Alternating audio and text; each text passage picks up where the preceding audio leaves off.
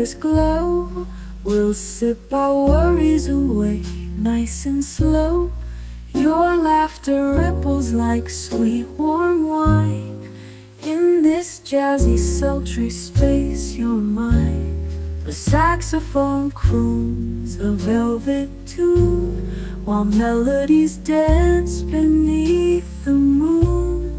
We'll toast to moments both grand and small, in this hazy, lazy, jazz-touched hall. But let's sit together in the mellow night.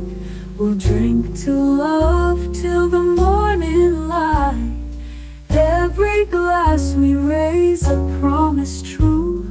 Here's to the magic in a drink with you.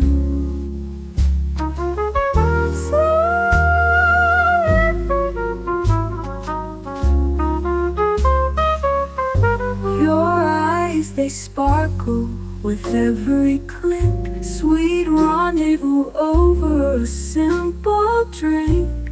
We'll share our secrets in whispers low, just you and me where the jazz flows slow.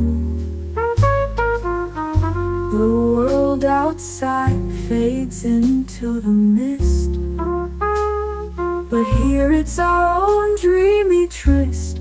With each sip our worries drift away. Let's stay together till the break of day. So let's sit together in the mellow night. We'll drink to love till the morning light. Every glass we raise a promise true. Here's to the magic in a drink with you.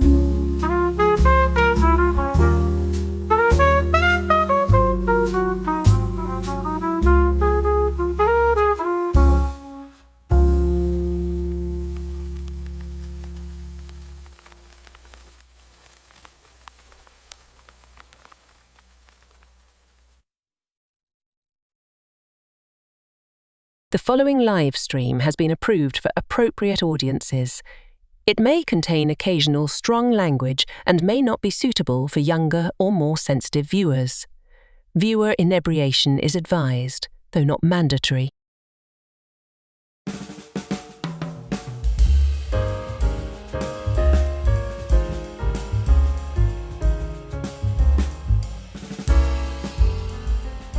Last week we talked about the summer blockbusters of 1985, but that year was too great for movies to limit ourselves to just the summer.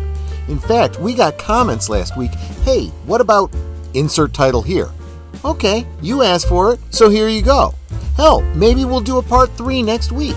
So tease and spray your hair, adjust your shoulder pads, top off your glasses, and get ready for 1.21 gigawatts of Last Call starting right now.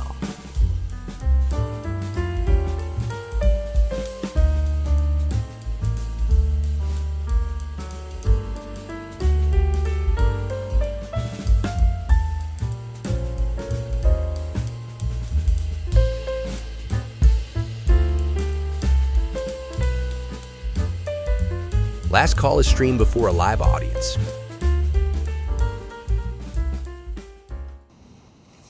Salud and welcome. Welcome. So glad you're here.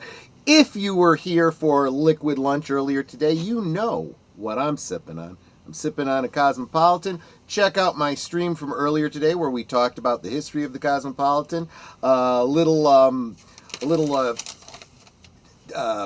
cable series that popularized this in the 90s, and the star of that series happens to be in one of the movies I believe we'll be touching on tonight.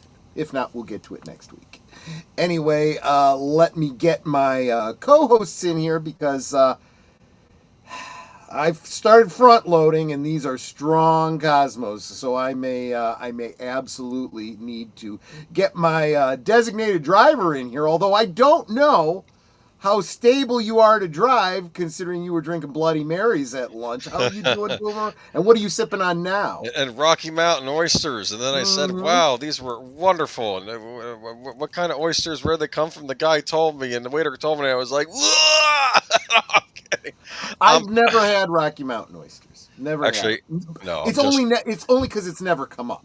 I mean, I haven't had the opportunity. I want to say I was at a restaurant where they had them on a menu, and one of my older cousins, don't. He like warned me. I'm having a lemonade actually, so no. But I did have a chicken fried steak for dinner, and man, sometimes when you get a chicken fried steak, it's normal size. Then sometimes it's whoa, that's large. I got a large one, so we'll see how I make it through the rest of the night. But yeah, I'm doing well though. Yeah, no problem here. And my lovely bouncer Netter of Netter's Network, how you doing, my dear? What are you sipping on? I am sipping on a virgin version of a Cosmopolitan. Of his yes, Cosmo. You are. Yes, you are. Because I tasted Troy's drink because he's sitting going, wow, this is strong. I'm like, and I gave him that look like, yeah, sure it is. And then I took a sip and it's like, wow. Well, well, I went heavier on the vodka, lighter on the triple sec, and I was like, okay, wow. So, hello there. Yeah, that's definitely a wow. All I can taste is vodka with a very... She can taste it across the room is what she's basically saying. Pretty much. The fumes. You could taste the fumes. Yeah, don't light a match. Don't light a match. Let me say hi to the chat. You guys were in here and jumping. You guys were eager for a little bit of last call tonight. I'm so glad you guys are here. They wanted a piece of you. They wanted a piece of the action. Let me tell you, starting with Lady Mist, who was first, and she comes in saying hello. Last call with Troy Pacelli, dropping me some red and pink flowers to go with my reddish pink drink. Big Al Presents says, have a great stream tonight, my friends. Everyone do a truffle shuffle. Yes, exactly. I didn't realize, I must have been kind of blitzed by the end of last stream. I did not remember that we had actually already covered the Goonies and the Teen Wolf. Teen Wolf. I don't know if Teen Wolf was considered a summer blockbuster, but it came out in August. August is always fishy because I'm like, are we really in the summer blockbuster season still? That's definitely still summertime because I don't really consider it spring until we go back to school in September. So yeah, so then I cut it off at August last week. But we covered a lot last week. In fact, it's funny, I'd watched Back to the Future over the weekend. That movie is still a perfect movie. It looks great. It really is good. It didn't need sequels. I don't mind the sequels, but it didn't need It didn't need sequels, but at least with the sequels, they had fun with it. And they give Marty kind of an interesting arc. In fact, in some ways, his problem was he had the opposite problem of his father when he wouldn't back down from a fight when he should have. Do you understand? I actually never made that connection. Yes. That's actually a really good point. He has the opposite problem because it's about people calling him chicken and how he doesn't respond to that. You almost feel like there's a pendulum effect in that generational thing. Yeah. So hail, of course, Connie Cleary, the bird woman of YouTube. Always wonderful to see you here. Suzanne, hello. I am so glad you are here. Hope you're having a wonderful, wonderful Friday. Yeah, it's nice seeing the new name in the chat all the time now. That's really great. I love when I have new gifted memberships. I hope that you've enjoyed it. You've enjoyed your time here enough that you re-up at the end of your month. I hope I've earned. Hope I've actually earned that gifted membership. Suzanne has come into the chat regularly lately because she was a gifted membership. That's true. So if you are a member, maybe you want to consider gifting a membership to someone else. And that's true. Bring someone in. They enjoy the streams, hang out with us, build our friendship base here. Use RNG, welcome. Yes, I had seen you earlier today. I am glad you came back. You must have been interested in the topic. I think this is a great topic. And then that bouncer's flirting with me, calling me the love of her life. Kind of glad after 34 years. Don't you forget it. I won't forget it. You've had 34 years to remind me. I ain't gonna forget. Well, it's not 34 years till August. True. But we're getting really, really close there. If you count the dating time, that all counts too. So, yes, like, share, subscribe, and become a member if I have earned it, of course. I know this isn't the end of the chat. I know people have come in since then. For example, This goofball, Age of Boomer, comes in and says hi to Netter. Doesn't say hi to He me. said hi to me on my channel. Yeah. Okay, fair enough. Fair enough. Because I always say my hi, sweeties, to everybody, and I go into each of our streams, and I always put a special hi, sweetie, for Boomer on his channel. Not sure if I said hi to JPRPH1, but just in case, I'll say it again. What the hey? But I know I hadn't yet said hi to Madanui. Hi, Madanui. Always good to see you, my friend. And of course, Mark Dahley says, greetings from the Panhandle of Florida, a.k.a. Southern Georgia.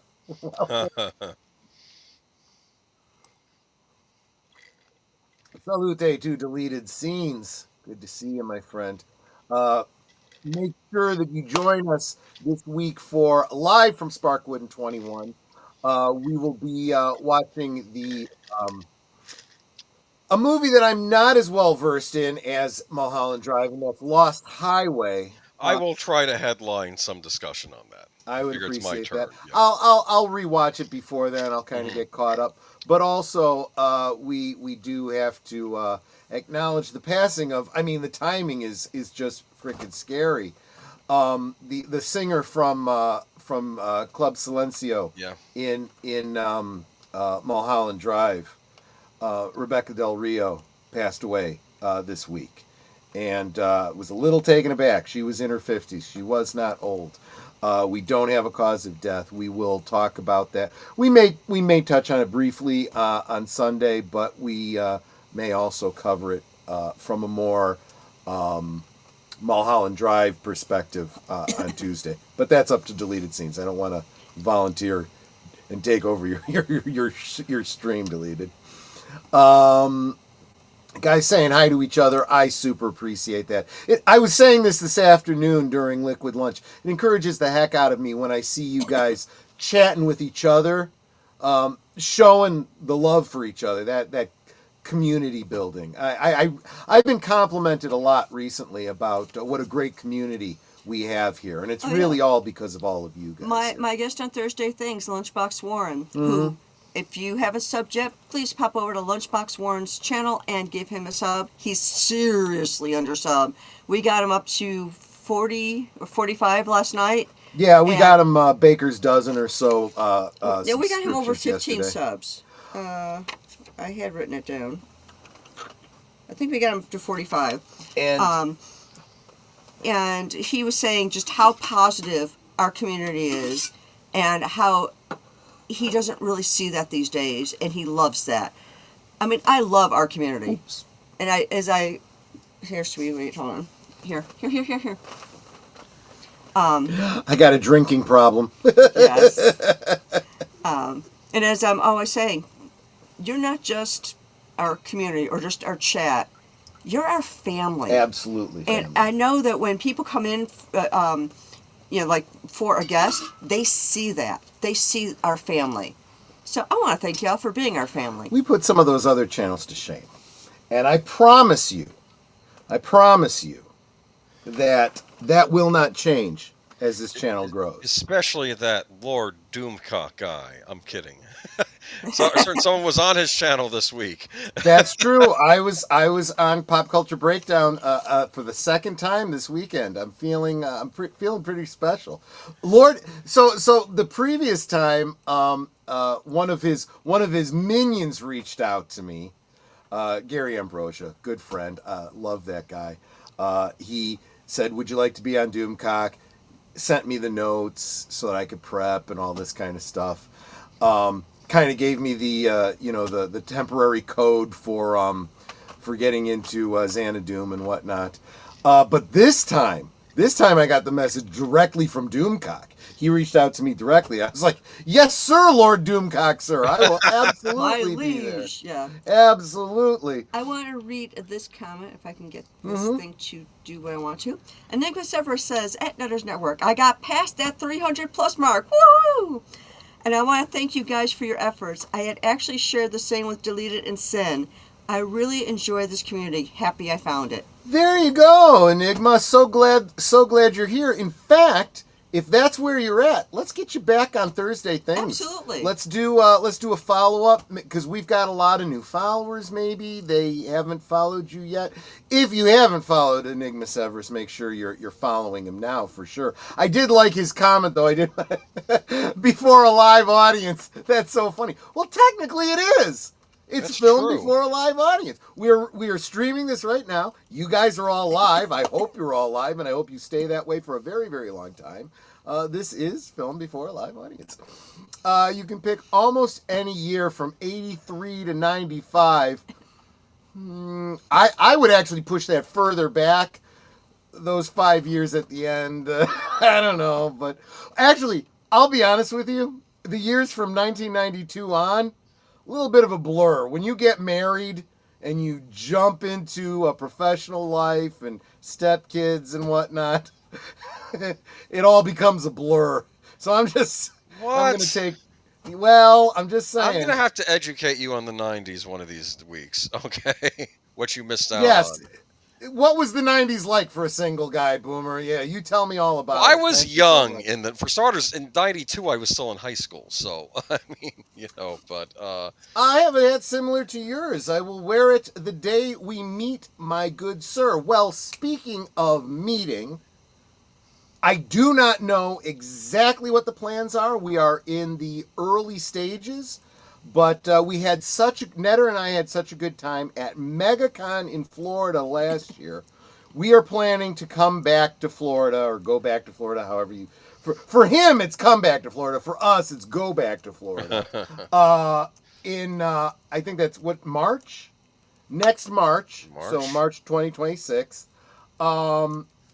Just go to the MegaCon webpage. You can see what the dates are. I am not saying we're necessarily going to be going to the con itself, but we are planning to be there that weekend. That's what we're planning. And what we are thinking about doing, we're still working with some other streamers behind the scenes. We are considering maybe getting a weekend pass to Epic Universe and hanging out at Epic Universe and doing things in the evening and whatnot around MegaCon. So, the reason being, at least in my view, is that Universal was far more interesting and fun than the con. MegaCon was okay, but it wasn't all that. Although, I was looking at the prices for the con, Nutter, and I'm thinking, maybe we go one day? Okay. We'll see if Snarky J is there again this year. We'll go the day she's there. Yeah. I want to meet her dad. I want to meet her dad. He's got to be an awesome guy. She's talked about him fondly. Yes.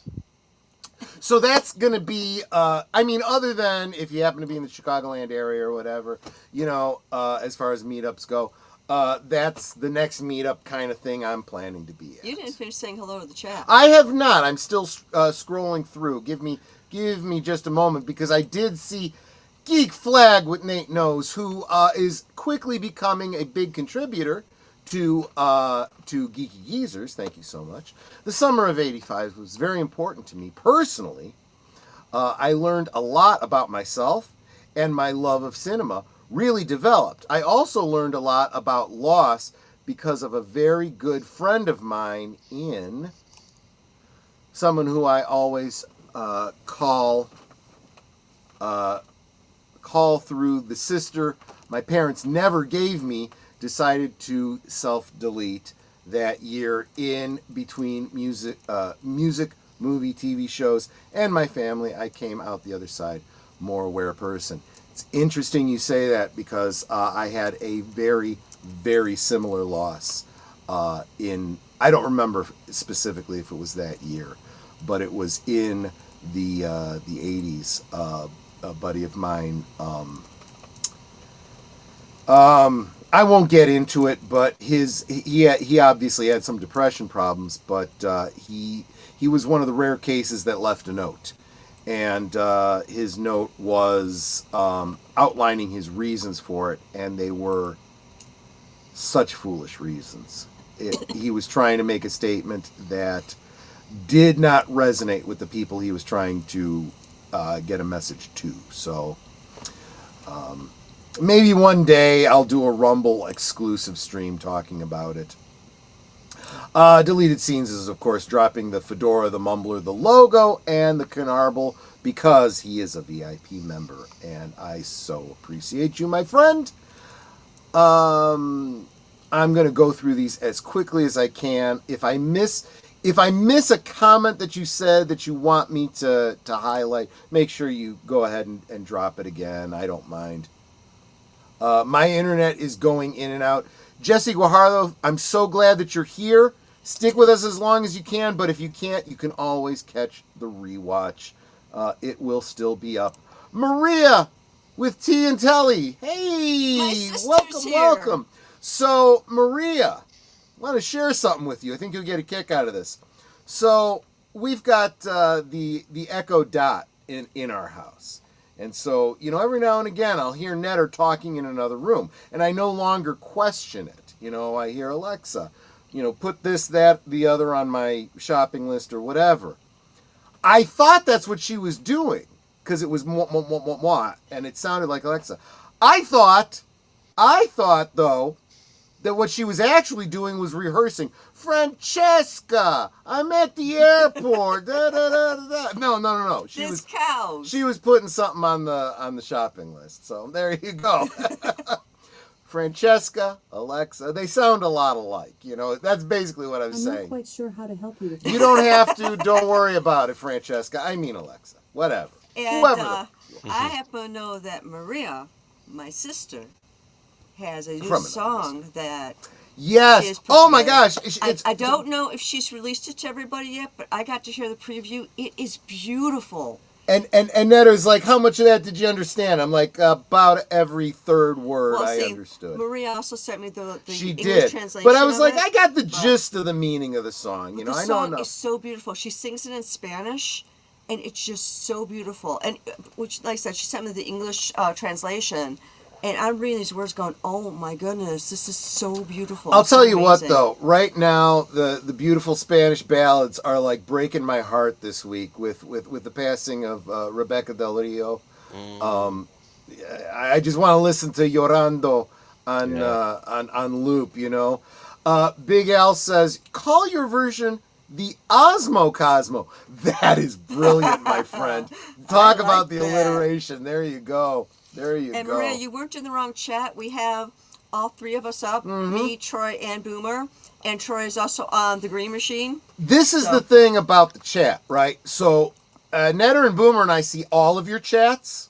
Wherever you're chatting from, we see you. But you only see the chats that are in that particular stream. So you might miss somebody else who's in one of the other streams. It's a little confusing. It's unfortunate. One of these days, I'll figure out how to move the chat into the window so that you can see the chat, that we see. Oh yeah, I gotta figure out how to do that. Yeah.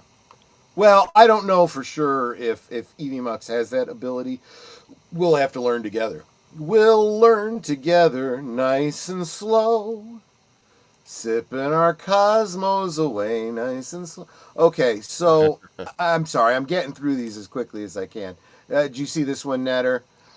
Oh yeah, you brought that up. Yeah. Sorry, my apologies. Yeah, I'm way behind saying hi to you guys. But Boomer, don't rush me, because these people are important. I'm not rushing you. You weren't in the wrong chat. Yeah, you already just said that. At the beginning of the day, I was in the garden picking a salad and just listening, but I'm here now. That is awesome. That is awesome. Well, salads can be good too, especially in summertime when it's hot. You want something a little bit more refreshing. Want something a little cooler. Matanui, yeah. See, that's the other thing.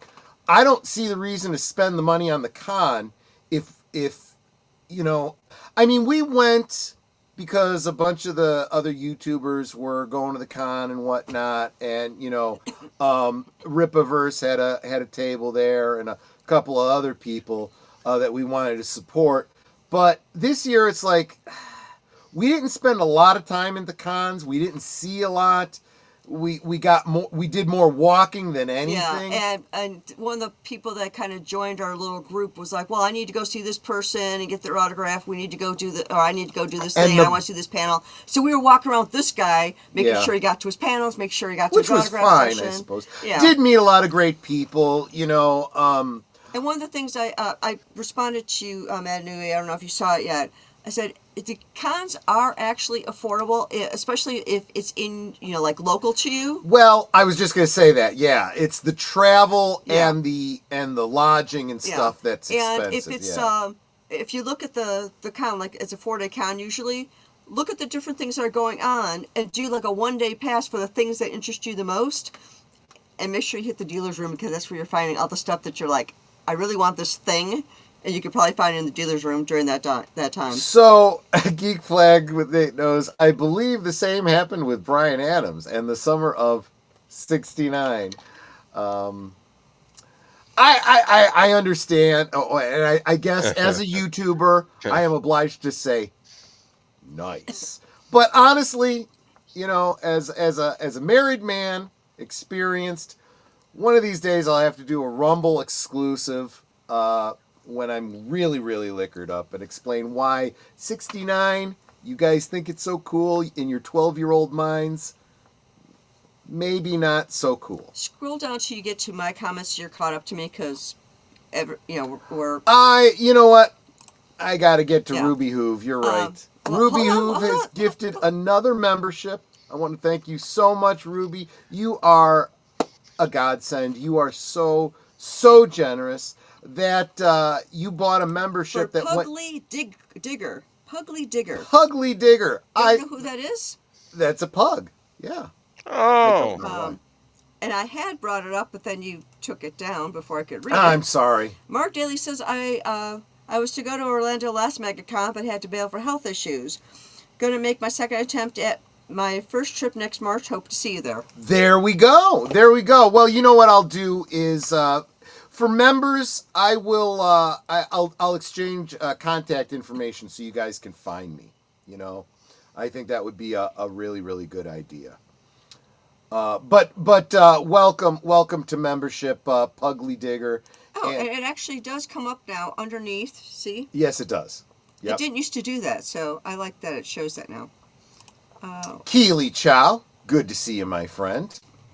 Good to see you. What's going on? We are going to talk about the movies of 1985, but I don't want to miss any of your comments. So I am caught up. Summer of '69 was one of my favorite songs. Yeah. I got my first real 6-string. I got to actually be careful. I've been finding that YouTube has gotten so bad. They will nail you just for a melody. My hardest hit stream in all of my YouTubing was about a month ago when I had Stark of Iron on. He did a couple of parody songs, and they all got hit for the melody. And I'm like, this is totally effing BS, because this is absolutely fair use. That's what parody is. Screw you. You can't copyright a melody when it's being used in parody. Do you think that one day we're going to find out who's running YouTube and it's going to be this giant computer somewhere and there are going to be no people? Oh no, they're absolutely open about that. It's all automatic. They just hit you automatically. So the stream, I keep all the Last Call streams up. You can find them, but that particular one is chopped to crap. I mean, because I had to cut out all the real version's on Rumble, right? The real version is on Rumble, and in the description in the YouTube, it'll lead you to the Rumble one if you want to see Tony's unedited parodies and whatnot. But I think we're caught up. Oh no, I'm not, because I didn't say hi to Jacen Fawkes from 540 Studios. Great guy, great channels, plural. Get over to 540 Studios, where you can easily find all of the different channels that he is I'm not going to bring up the comment because I have to search for it. The Kalman Show is here. Good evening, everyone. Good evening, The Kalman Show. I am just getting through saying hi to everybody, and we're going to get into the films of 85 in just a moment. So glad you are here, my friend. Enigma Sever says, be careful. It'd be funny if you permanently made the screen sound like something wonky. Because I guess you were taking down a comment when I was putting one up. Yeah, we do that. YouTube is owned by Google. Well, that might be a temporary situation. It's very possible that the current administration might force a antitrust situation to change that. We shall see, and I will keep an eye on that. And of course, we will bring that to you on Geeky Geezers as we get more information. Okay, let us get into the presentation. And by all means, folks, if I missed a chat that you wanted me to bring up that I didn't see, if I didn't bring it up, I probably didn't see it. So if there's something that you said that I missed, make sure you drop it. Netter will keep an eye on the chat while Boomer and I get to part 2 of 1985 in the movies. Well, actually, Boomer's going to get into it. I'm going to drink. Going into the movie. So last week, we did the summer, which started out with mid-May of 1985, going on to the end of August. So this week, we're going to start out at the beginning, back in January, and then I'm going to move all the way up into May, and we'll see if we get further than that tonight. So these were films that were probably filmed in, late 81, early 80. No, I'm sorry. No, 84. Late 83, early 84. Yeah, because... You have to understand, some of our younger viewers out there, movies would get made in pretty quick succession back in the day. Well, just look at how many movies we covered last week, how many we're going to cover this week, and we're kind of guessing we're not going to get through them all tonight. We may do some more next week. I mean, the Star Wars movies, I think, were considered long between sequels because there was like 3 years apart. Well, and when you're younger... Younger audience might not understand this, but all of you old folks like us know time tends to run faster and faster as you get older. Unfortunately, when you're a kid, when you're a preteen teenager, 5 years is like forever. After Star Wars, we were like, oh my God, is there going to be a sequel? I want a sequel. And after Empire Strikes Back, which with that cliffhanger, you're like, when is the next movie coming? Say hello to Booger414. Hello and welcome. I did see you there. I was going to bring that up. Thank you, Booger. Glad you're here. The Grand Poobah Booger. Okay. Welcome. All right. Well, that's what that icon is. The Grand Poobah. That's impressive. There's a theory as to why time speeds up when you're older, but it's slow when you're younger. Do you know what that theory is? I do, but go ahead and share it. When you're younger, you learn a lot of new things. The world is new to you. Like you're going to school and you're learning new subjects. You're learning things you never knew about. When you get older, there's less of that going on. If you want your years when you're older to feel longer, try to do as many new experiences in that year as you can. And it'll make the year go by slower because those experiences will be new to you. And for some reason, that slows down time. I think it's the routine that makes the time speed up. You're absolutely right. I mean, because I swear... I started earlier this year. I decided to make YouTube the full-time job. Yep. And you get into a routine, and you're just the same thing all the time. And weeks, months go by so quickly, and it's like, where did that time go? It's just all a blur. Booger says 1985 is a good movie year, but let's face it, we were just happy Big Brother didn't take over. Well, it didn't take over in 1984, but they did use it as a template, and it's kind of mostly come to pass in the later aughts. So, just saying. I don't know what you're talking about. I mean, it's like you'd go out and buy a game console and you make up a funny name for your avatar, and then you get your console bricked. But oh, wait a minute, never mind. That's Sunday's talk. We'll talk more about that on Sunday. It's like physical pain memory when you're a child getting burned by an iron in agony. When you become adult, it's just unpleasant. Yeah, and you're late to work. No, you're absolutely right. That is actually so true. It's like, well, now I'm at the age where I'm starting to deal with some chronic pain. And I'm like, oh, this hurts. I don't want to go down the stairs. And then it'll be like, I'm good today. Let me take care of it. Yes. He hurt his foot. That Yeah. happens. And at the risk of sounding like an old fart, I just went to the doctor today to get a blood test. I didn't even tell you this yet, Netter. I already got my test results. Yeah. They're fine. That's good. Of course you are. Well, that's good, but it doesn't tell me why my foot hurts. So I gotta schedule some other test. Maybe you sprained it or something. Yeah. It's been about 2 weeks now Yeah. that he's had this pain, and it's been worse. It's gotten better, but then today he was walking on it a bit more, so he said it was hurting more. He was limping more. Have you? I'm thinking he stepped on something, and because he's got such hard calluses on his feet that he doesn't notice. Maybe And- I'll talk to the doctor. And maybe there's about something in the bottom of his foot. So I'm gonna have to look at your Have foot. you tried? Let's not talk about my aches and pains All like right. this is an old person I was show. gonna say you could okay? try the Epsom salts, but anyway. Yeah. I absolutely could. Booger. See what I just did there? Booger says text abbreviations are just newspeak. No, Oh, please. You know what newspeak is? Is the words that certain political entities are taking and twisting and using, overly using. You're an Latinx. ist. You're a phobe. Yeah, Latinx and all these other words That's newspeak. that they're using. No one in the Latino community came up with that word. That came from, I believe it came from Tumblr. Well, yeah, by the white oppressors, the white liberal oppressors that are telling you how you should be offended because they're not saying Latinx, and everybody who understands Spanish or really any Latin-based language is going, Well, it's like screw you. It's like I posted. I went to Facebook to look for something because I'm still on there only because I'm a mod on certain groups, and it said you've got memories from a few years ago.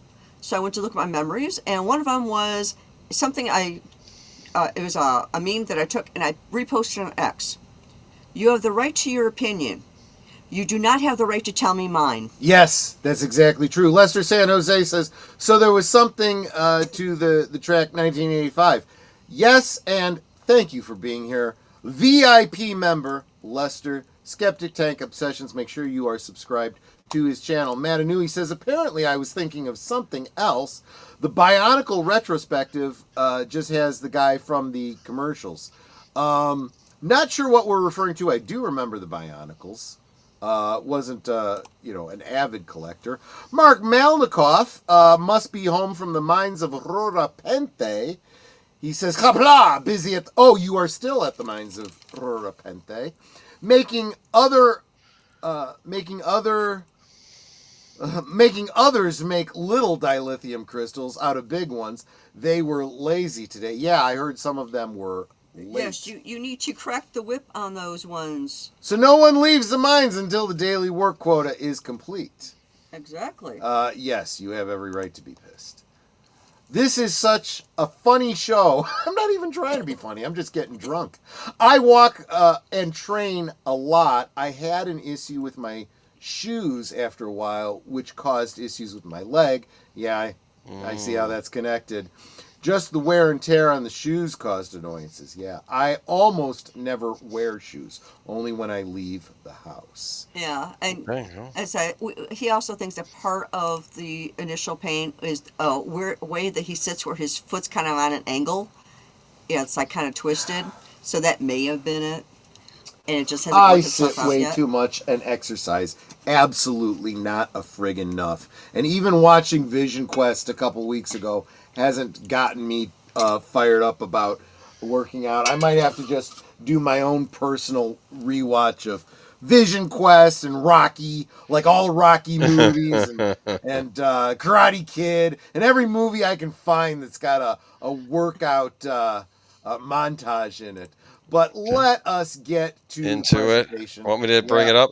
First movie is The Mutilator. Never heard of it. I have. I'll talk to you a little bit about this movie. This movie was Was also... there boobies in it?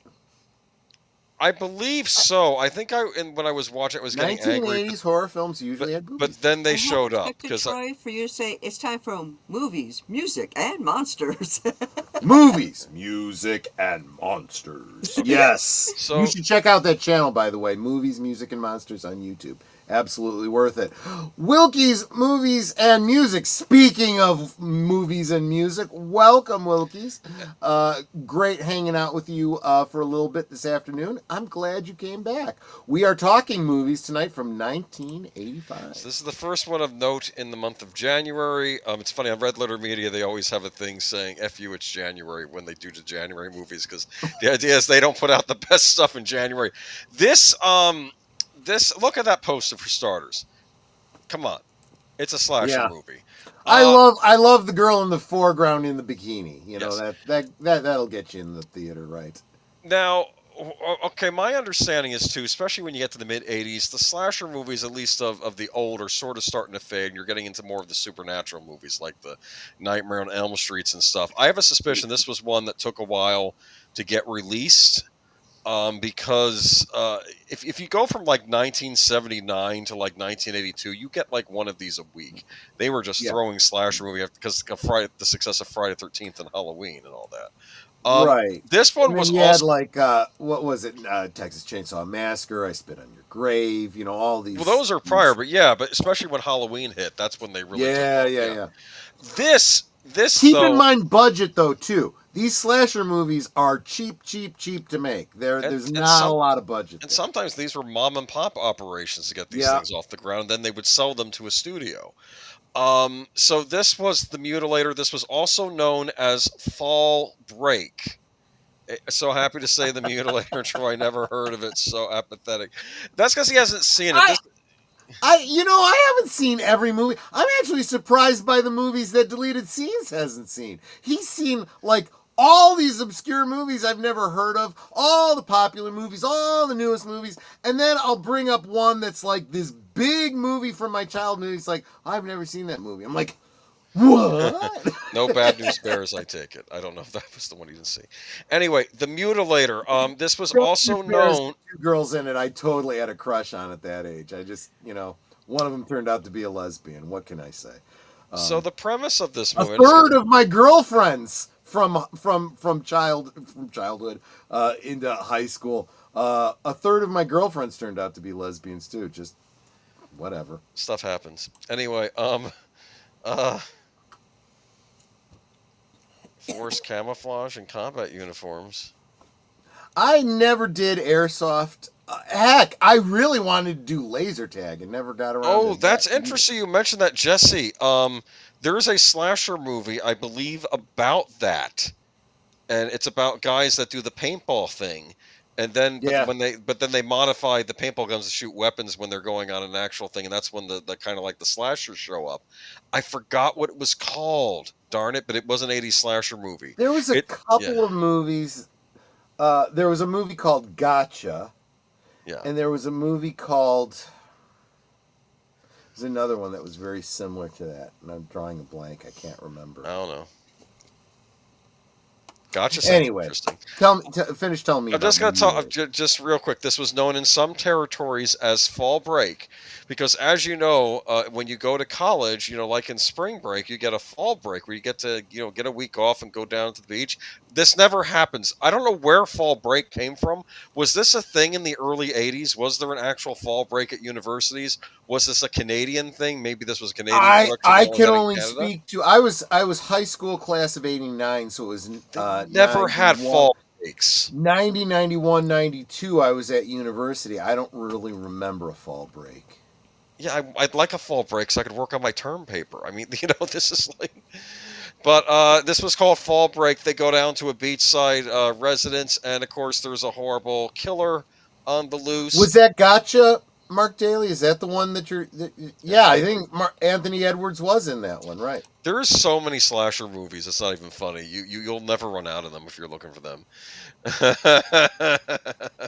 Troy, you need to find a gaydar. No. I'm fine. I found a straight one, and she's mine, and that's no. He was saying that you didn't notice that they were the way they were because you didn't have the You know what I'm You saying? know, see, they didn't know at the time. That Oh, they I knew. see. That's Okay. Well, when I say 1/3, there were 3, and one of them had turned out to be I'm dead. just saying, you had a crush on Kristen McNichol. I'm just saying. Fair enough, but So did most boys, and the I'm reason sure. I had a crush on, see, I didn't even say who it was, and you knew. That's good on you, mate. I'm with Boomer on the slasher movies. Connie Cleary says, "This is how I feel about slasher movies. Um, I consider them one of the lowest in the horror genre, but at the same time, I find them fascinating as time capsules. They really do evoke what was going on the times they were made. Like you get a feel for what True. maybe the That is teens or the true. college students were like. What did they do for fun? And I think they're fascinating to watch now. There's 2 movies that come to mind. One, Friday 13th movie. The other was Child's Play through Chucky Switch, the non-lethal. Paint The, ammo for the cadet to live ammo. I wow. need to watch Child's Play 3 again. I saw it when I was younger, and I have it. I just need to give it another rewatch. No. I love 1 and 2. No, Mark Dahley. That's not the case. This particular one didn't come out until many, many years later, and I found her on social media more than 2 decades later, and I'm like, oh, okay. So yeah. Anyway, that's the Mutilator. I love this tagline: by sword, by pick, by axe, bye-bye.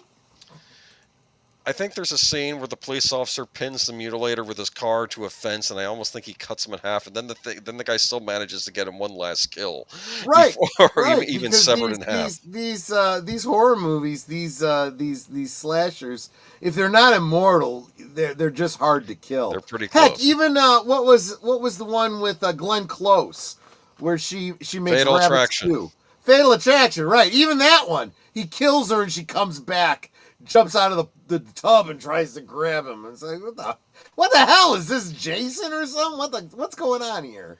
All right, let's move on to. I'm sorry, I that poster. I don't know why it says artwork TBC. Okay, never mind. This is the Plague Dogs from the people that made Watership Down. It's an animated movie. Had you ever? Well, heard I of was it? going to say from the artwork, it really looks like Watership Down, but I never saw this one. I believe it's about dogs that have disease tested on them, and then the dogs break free and are trying to get on the loose. I hear it's kind of a tragic story. I think it's also based on a novel. Well, I'll tell you what, anyone that saw Watership Down was pretty traumatized, but I do recommend that movie. There's a lot of truths in that movie that would I think we missed 2 generations not seeing Watership Down that would have helped us today. And I think this is another one I need to check out. This is why I made it a note. I wasn't sure if you'd seen Ugh, the Plague Dogs. No, You'd seen it deleted scenes? Not good? I don't know. Okay. It's one of these ones that's on my docket to watch one day, even though I know it's probably going to be a tearjerker because I like dogs. So. Oh yeah, me too. Old Yeller?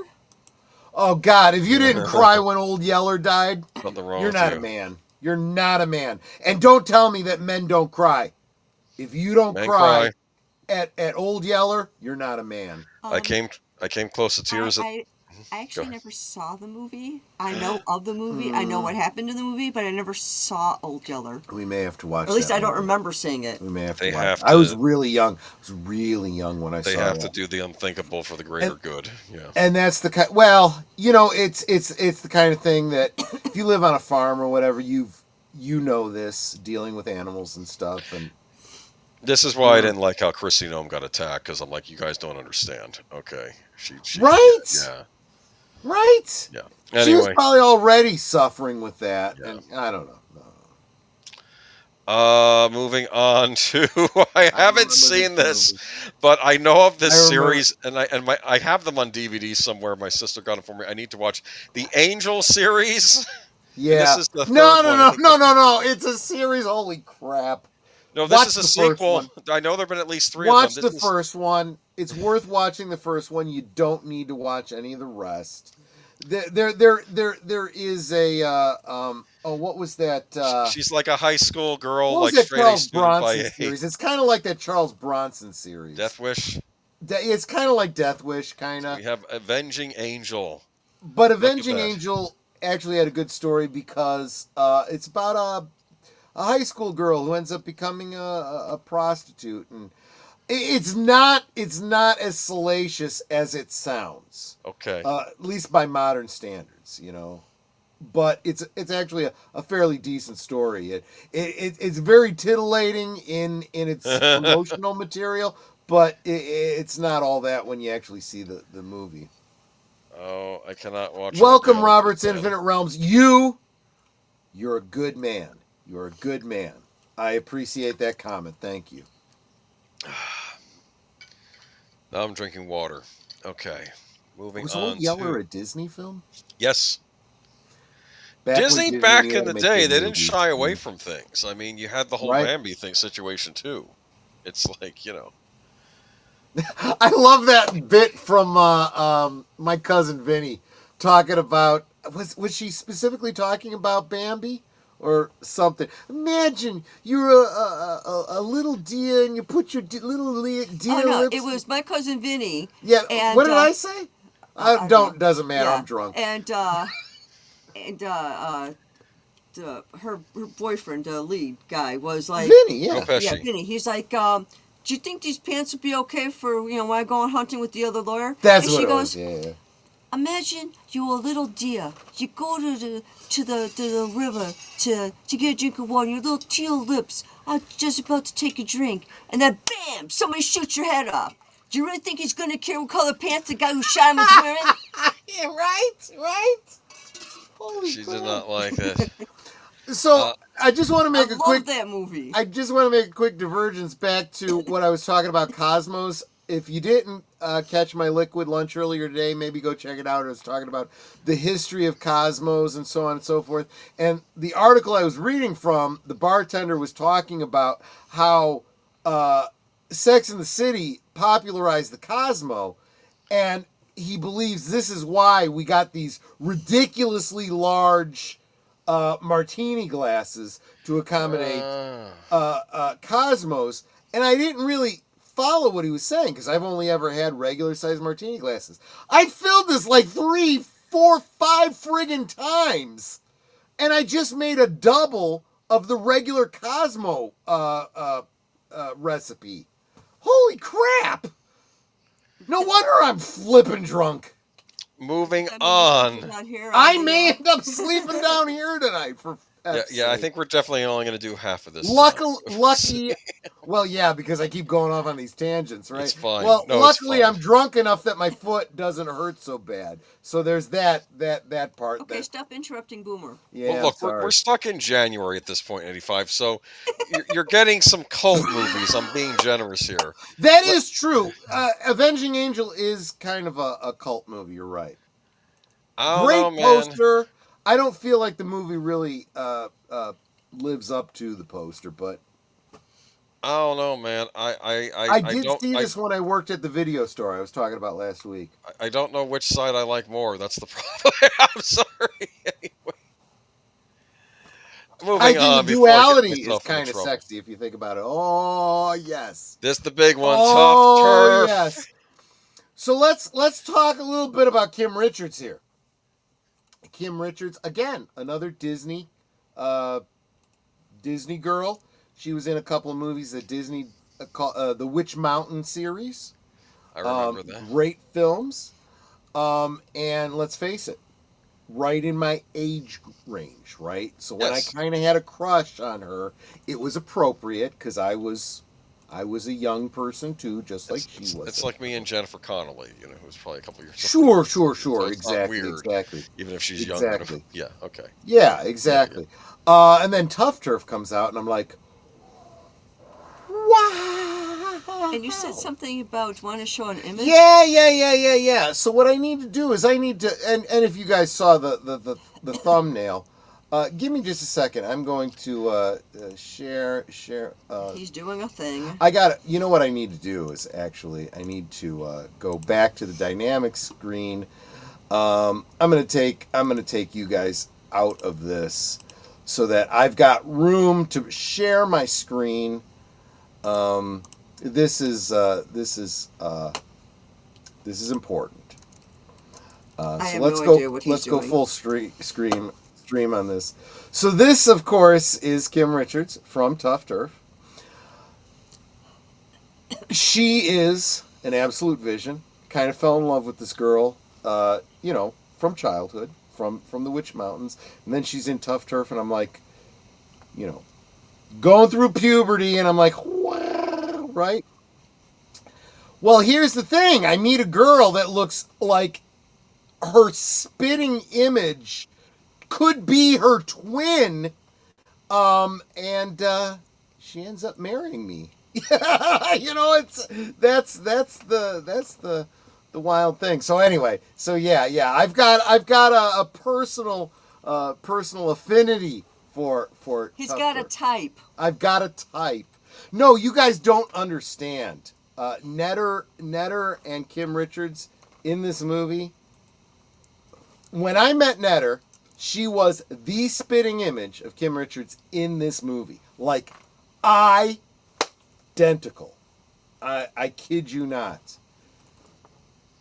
But this has James she's Spader. right. I have a type. James Spader's in this. James Spader's he's been in other movies. I don't really remember. Oh my god! Well, he kind of fades into the background. I was kind of. Remember, he plays the piano in this. Remember, there's this big scene where he breaks out the piano and does like a whole thing in the movie. I just remember Kim Richards. That's all. Okay, I don't remember. Were these like the good kids but tough, and then there were other malcontents they were up against in the movie, and whatnot? I don't remember the plot, but I remember. This is a good one. Tough Turf is going to be a movie that I'm going to add to my members only stream for what we're gonna watch. No, what we're gonna watch on Monday night for the members. Oh, yes. When you say only, I thought you were saying only fans. I thought you were going a whole different route with. Let's not go there. This was a more innocent time. True. Where you had avenging angels on the streets. Okay. I suppose. The closest picture I can find to that one. Are you sending me something? Yes, on MeWe. Okay. As soon as I get MeWe to open. This is what happens. I get drunk and then I'm easily distracted. Now, keep in mind, I'm not wearing that outfit, but to kind of compare the faces. Yeah. Just the faces. Although the below the neck was pretty spot on too. Well, let me see if I can. Yeah. So there's Kim Richards. There's me. Oh wait, he hasn't shown No, it yet. I'm not sharing it yet. Let me just. Give me just a second. Let me go back to dynamic scene. There you go. Yeah. But I'm talking like in every way.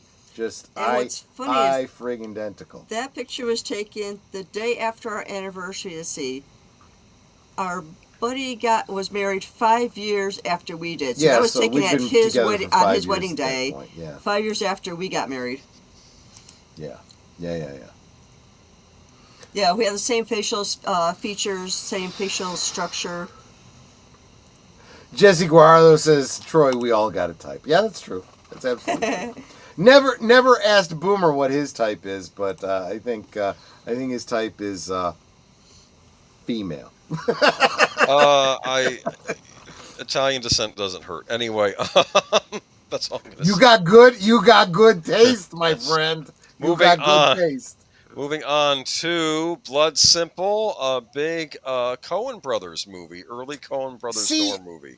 I know I saw this movie. I've seen it once. It was good. I don't remember it though, but it was very good. I don't remember a friggin' thing about this movie though. I actually have the criterion of this. I should rewatch it again someday. But it was.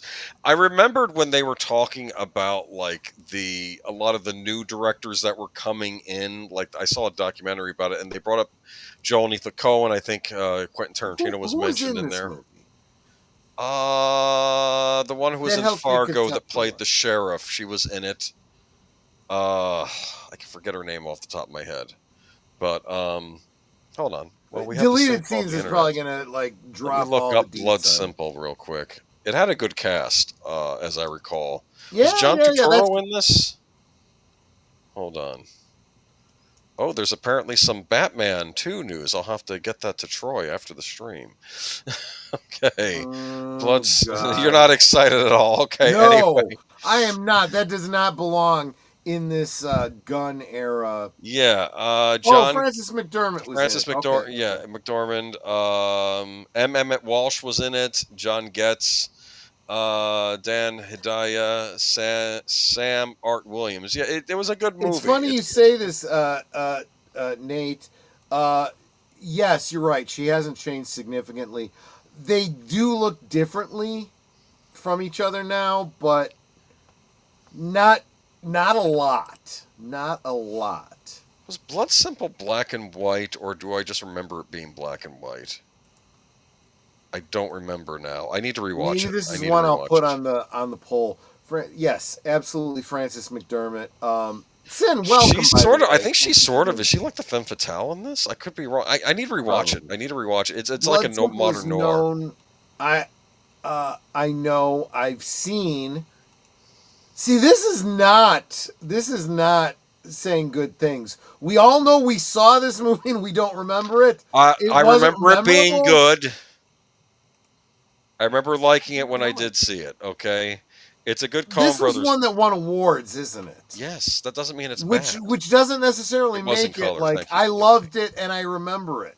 You know, I remember there is one scene I think where gunshots are someone's getting shot at through a barn, and you get to see the light from the headlight of the car peering through. Enigma, you holes. are incredibly encouraging. Thank you so much. I'm not even trying to be funny. I'm just a drunken goof. The point is, I think that this was a big landmark film for the Coen brothers, and it's still a this good is movie. one that kind of put them on the map. Yeah, I think maybe less funny than some of their later movies, but maybe we still have funny moments in it. More of I think a modern noir. I think that's how it was described. Yeah. I dig it. Okay, sure. That's probably why I did see it. You know, because that was my bad. The New Kids. I have no idea what this is. It's funny because my sister got this for me on Blu-ray a few years ago, and I decided with these streams I try to watch at least one of the movies on these things that I haven't seen. So I figured I'll watch The New Kids today. Okay, Lori Loughlin's in it. Okay, I gotta see it. This goes on the list. You'll like it, but man, there are some. Okay, so they moved to they have to move to Florida after their parents died to live with their uncle, and let's just say they're around a bunch of malcontents, you know, Florida Southern types, like whose head is also. I wouldn't know anything about that. Would you, Boomer? No, I don't know because they're different parts of Florida. They're maybe in the. Well, 80s. yes. I've heard the Florida Southern accent. There's Southern Georgia, then there's the Middle Wang, and then there's the Bottom Wang. This was Central Florida, yes. So maybe their Southerners were different than. The point is though is that they're messing with the new kids in town, and the head of the bullies is played by James Spader. But they didn't count on the fact that these two kids had been given serious training by their army dad when he was still alive. Like he would have them get up and do physical training each morning. So they're not completely helpless. I promise, Jesse, that at some point this year, one of the films that I'm going to throw into the list of movies for the members to decide what we watch on Monday is going to be The Room. Because I haven't seen it yet, and if you guys want me to watch it, I will watch The Room. Oh, it's something else, I'll tell you that. It's a thing. Yeah. Eric Stoltz was in this movie too, actually. Remember him? Oh, Rocky Dennis, The Mask. Yeah. Oh, yeah. Well, we might be talking about that at some point. In an alternate universe, he would have been in... Back to the Future. In Back to the Future, yeah. So, Boomer, is this a documentary? It's feeling like one, isn't it? It's a Ken Burns. We should have the zoom in, the zoom in and out. I don't know, guys. Look at these covers, huh? You like that cover? You pay close attention to these last calls. It's kind of a documentary of my life. All right, so I recommend The New Kids. It's not bad. It's like a thriller with high school students, and Lori Loughlin. We all love her, right? I love Lori Loughlin. Yeah. I thought you might know what this was. Maria's Lovers. This looks like another canon historical, but not really. I have never even heard of Natasha this movie. Kinski Nope, is in me neither. this. But Natasha Kinski, I must see this movie. I must see this movie. I always thought According she was to- really pretty. Right? According Yes. to Wikipedia, it's a You no, Netter, you don't even understand. For pubescent Troy, she was coming into vogue at just the puberty time. Yeah. Plus cable, Yeah, I can see plus VCR. I'm just saying. Thank you, deleted scenes. Wasn't she in Tess of the D'Urbervilles too? She might have been. I think she was married to Liam Neeson, if I'm not mistaken. He's one lucky Irishman. Well, he was until unfortunately she died in a skiing accident. He was very distraught. He's not remarried since, actually. No, that wasn't Natasha Kinski who died. Natasha Kinski? Yeah, no. It's Natasha somebody. Now I got to look this up. Okay. Yeah, no. His wife that died in the skiing accident was not Natasha Kinski. I apologize. I confused it with somebody else. Okay, never mind. Forget what I said.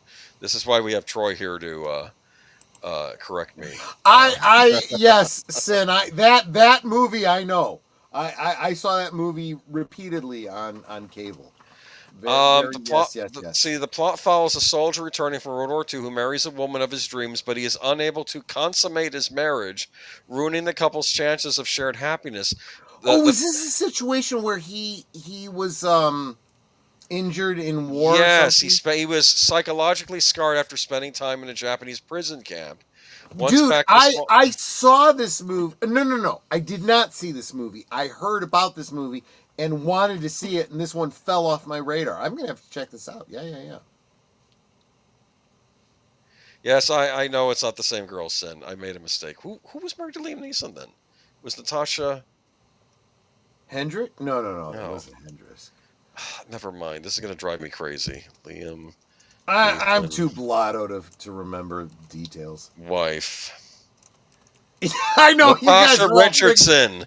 Natasha Richardson. Okay, well, this is a double fail for me tonight. Anyway. And that was one of those, like we had like 3 or 4 celebrities that died in skiing accidents. Like, guys, if you can't avoid the trees, don't fucking ski, for crying out loud. It was actually very tragic, but that's not Natasha Richardson. Natasha Kinski. Let's move on to, before I embarrass myself further, Witness. Don't know much about history. Don't know much biology. No, you did okay, honey, in 34 years.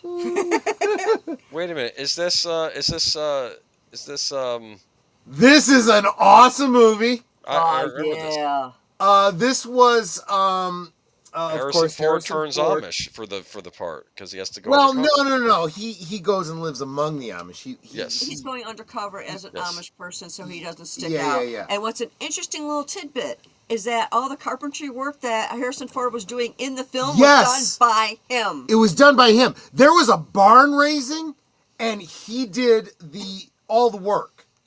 Everything that, the plans and everything, he did that. Because he was a carpenter. He was a carpenter, yes. Before he became an actor, he was a carpenter. He was a set builder when he was discovered. Yeah, that's absolutely right. Does he build anything in this when he's with the Amish? Is he helping raise a barn or something? Yes. He makes like a birdhouse or something. He makes a birdhouse. And Harrison Ford, the actor, he made that birdhouse that you see in that movie. Yes, seriously. Yeah, and the whole reason why he becomes undercover Amish is because there's a little boy who's in the Amish community who witnessed a murder. Yes. Or a hit.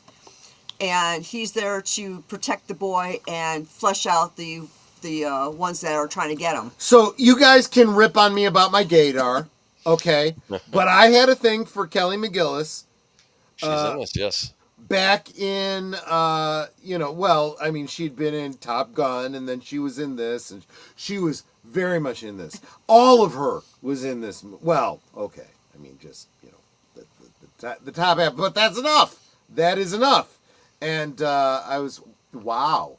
But yeah, Kelly McGillis kind of started batting for the other team. So it's like, wow. Missed that one. Didn't understand that one, but yeah. Witness, great movie, great soundtrack, pulled some great music. Kelly McGillis taking a bath. Let me just say, the Amish girl doesn't mind being creeped on. Just saying. Again, kind of got a type, Good movie, classic thriller, I think. But yeah.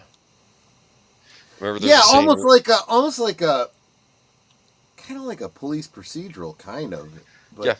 I remember there's this one scene where some tourists are making fun of the Amish and putting smudging ice cream in their face because the Amish and Harrison Ford just beats the crap out of them because he's not really Amish. It's like, Amish are pacifists, so they'll just as funny as it is, there's a lot of truth in the song "Amish Paradise" by Weird Al Yankovic. Weird Al Yankovic, yeah. I said Big Al. Big Al Yankovic. I like that. But listen to that song. It's a parody of Gangsta's Paradise, but he's got a lot of jokes in there about real aspects of Amish life. I think I've mentioned many. He might have done research. Yeah. Well, no, I think I've mentioned a bunch of times that I have family that lives in Ohio, which is literally right in. Mansfield, Ohio is right in Amish country, and so we always used to go into Amish country to do a lot of shopping. Those people, when this country completely falls apart, they will still be keeping this country alive. That's all. Yeah, because they don't depend on things that we all depend on. Depend no on electronics. technology. They don't give a crap about your woke bull crap. Just we could learn a lot about them about building houses, probably. Yeah, I mean. Yeah. And like I said, community, right? Everything I say about community here, I kind of have been inspired by the Amish. But anyway, Witness, great movie. You guys really should think about checking out this movie. Absolutely. Yeah. Really quick, I want to say hi to Tim Hayes. Haven't seen you here in a while, my friend, but you are good people, and I'm so glad you are a member of this channel. Super appreciate you, man. You ready for the big one? The Breakfast Club. Hey, hey, hey, hey! Ooh, ooh, ooh, don't you forget about me. You're going to get... Wait, watch out. It's a melody. I know, I'm going to get hit on this. Yeah. Billy Idol does a great cover of that song. I know, if I sing it too well, I'll get hit with a copyright claim. Oh, no, the whole stream will be taken down because you're doing... Yeah, I did that too. I was doing a David Bowie song over on Latino Slant, like way back when, and his whole channel got taken down. I'm like, I'll take that as a compliment. Sorry, Latino Slant. This is where you have they're all there at school for detention on a Saturday, and you have these 5 teens from different, I guess, social strata in the high school, right? Mm-hmm. Yes. Mm-hmm. Like you have the jock, you have the preppy princess there, you have the basket case, Ali Sheedy. You have the nerd. I do need to back up for a second. I never thought the jock, the princess. Was it the troublemaker and the outcast? Yeah. Booger says, I never thought Kelly was all that good looking, but seeing her lately, she has gone. Yeah, no, she has gone. She hit a friggin' wall, but well, she got older. That's what happened. She had great boobs. Yeah.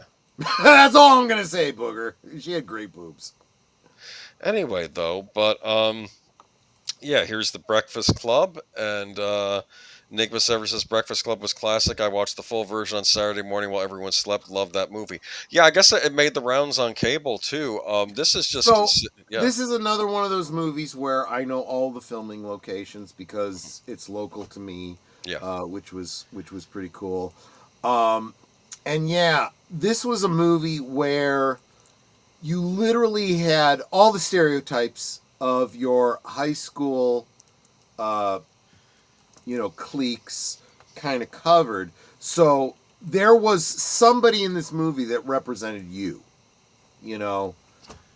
absolutely. And I was probably the Anthony Michael Hall in this movie, I think. Hard to believe the nerdy little guy on the middle grew up to be that handsome guy in the Dead Zone TV show. He grew up to be fucking buff. I was watching something where I don't know It what was a show he TV on. series. Yeah, it was a TV series that he's on. And I happened to look up and I'm like, he looks really familiar. And then, you know, how the He had that, like, chiseled jaw kind of thing. And, like, right, but you know how in the beginning of a TV show, it'll show the person's name, you know, you know, like, in this case, Anthony Michael Hall. And I'm going, no freaking way. And I looked him up. I'm like, dang, he got good looking. Right. He got hot. He went from geek to hot. Yeah, I'm sorry, wrong words. He went from little tiny skinny scrawny nerdy to really hot. So speaking of you know, he was in the latest season of Reacher. So was he? Okay. So Molly Ringwald, okay, beautiful girl, right? Remember the girl that I had 3 girlfriends, right? Mm-hmm. And one of them turned out to be a lesbian. Was a spitting image of Molly Ringwald. So, I don't know. I'm just oversharing about my backstory. I cannot imagine the Breakfast Club being remade to. Oh, fuck, please don't. But I wish. No, you know what though? I do feel like there should be a movie like the Breakfast Club for, you know, subsequent generations. I think every generation needs a movie like the Breakfast Club. The girl that you dated that turned out to be a lesbian, she only did that after you broke up with her when she realized that no one would ever be like you. She's this. Oh, that's why she's my girl. That's why she's my girl, right? She was okay. I had 3 girlfriends. Well, I had more than 3 girlfriends, but 3 serious girlfriends in my lifetime, and of the 3, she was the only one that thought I was worth anything. That's why I'm with her 34 years later. Yep. Geekflag says this movie really resonated with me because I had Saturday detention. It was totally unjust. I got Saturday detention for beating up a bully. Well, yeah, it sucks. So I would have had the exact same situation, but my story is a little different. I got into a fight with a bully and literally did not fight back. I literally did not fight back because it was a week before homecoming. And I had a date, and she had bought she was one of 3, by the way. Not the Molly Ringwald looking one. And I did not want to get expelled. So get into this fight. He beats the crap out of me. Go to the principal's office, and I'm like, I didn't even throw a friggin' swing. And it's like, well, you know, we could call the cops and file a report. And my mom looks at his mom and says, I'm taking him into the doctor, and I'm going to have a bunch of scans done, and you're going to pay for every single one of them. Which, of course, was all covered by insurance. I'm admitting to fraud here, aren't I? Never mind. So. The statute of limitations was over a long time ago. Well, that is true. So I ended up I never actually collected anything. I ended up getting a free stereo out of this. Just saying. But anyway, stereos are nice. Just a movie like this. It was a really cool stereo. It had lots of blinky lights, and I used to listen I to it miss with the headphones. blinky lights. I know, right? They need to bring that back. I would like turn off all the lights and be listening to the music, and my mom would come in. She'd be like, "What are you doing?" I'm listening to music. You okay? Yeah. It's just really cool. She's like, okay, then she'd leave me alone. It's like I don't need the lights on to listen. Right, and the pretty blinky lights were cool. Mark Dahley says, like this, just a movie like this would be great. Notice how diverse the list of 85 movies was. We got action, drama, comedy, science fiction. We need that back. I agree, because you just got there was all kinds of movies you got back then, just in a span of a month. Yeah. All right. So let's move on to. If you're done with Breakfast Club. You know what? We have gotten way past the point where I should probably do a quick station identification and a promo for the week. Do that, yeah. Let me go ahead and do that before we go on to the next one. Sounds Guys, like a plan. Stay with me. 2 minutes, 20 seconds. I'm going to get some water. Time to go potty. You are watching Last Call, streaming every Friday night at 9 Central, 10 Eastern. Come on in, pull up a chair, and have a drink with us.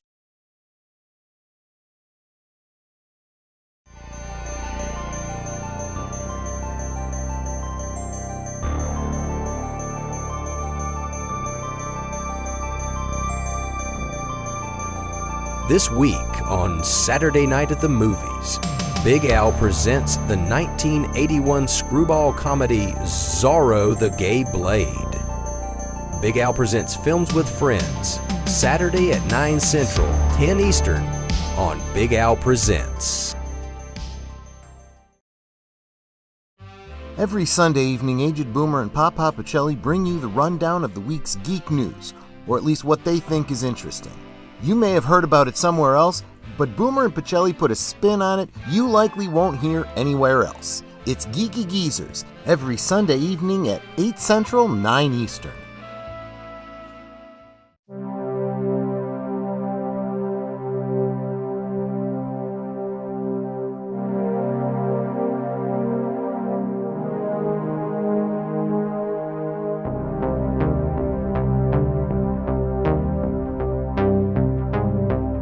This week on Live from Sparkwood and 21, we'll be taking a drive down David Lynch's Lost Highway.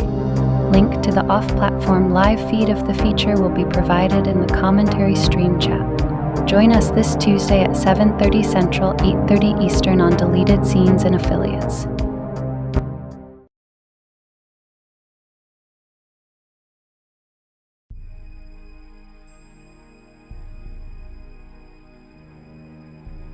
With the chance of ever returning to Auron gone, Callie is feeling alone and vulnerable. Then, an alien life force reaches out to her mind from its tomb in space. It's Sarcophagus. This Tuesday on Last Call presents Blake 7 at 10 p.m. Central, 11 Eastern. It's Thursday night, and Netters Network talks to the streamers who have everybody talking. It's Thursday Things, Thursdays at 9 Central, 10 Eastern on Netters Network. And I am too blotto to find it. Netter, if you can bring it up, that's fine. But FKC 2005, also known as Tim, welcome. You're over on Netter's channel. Welcome. So glad you are here. And we are going to continue on. Do you think the Anthony Michael Hall nerd character in this was watching Blake 7? I bet he was. And this is his character. I'd like to think so.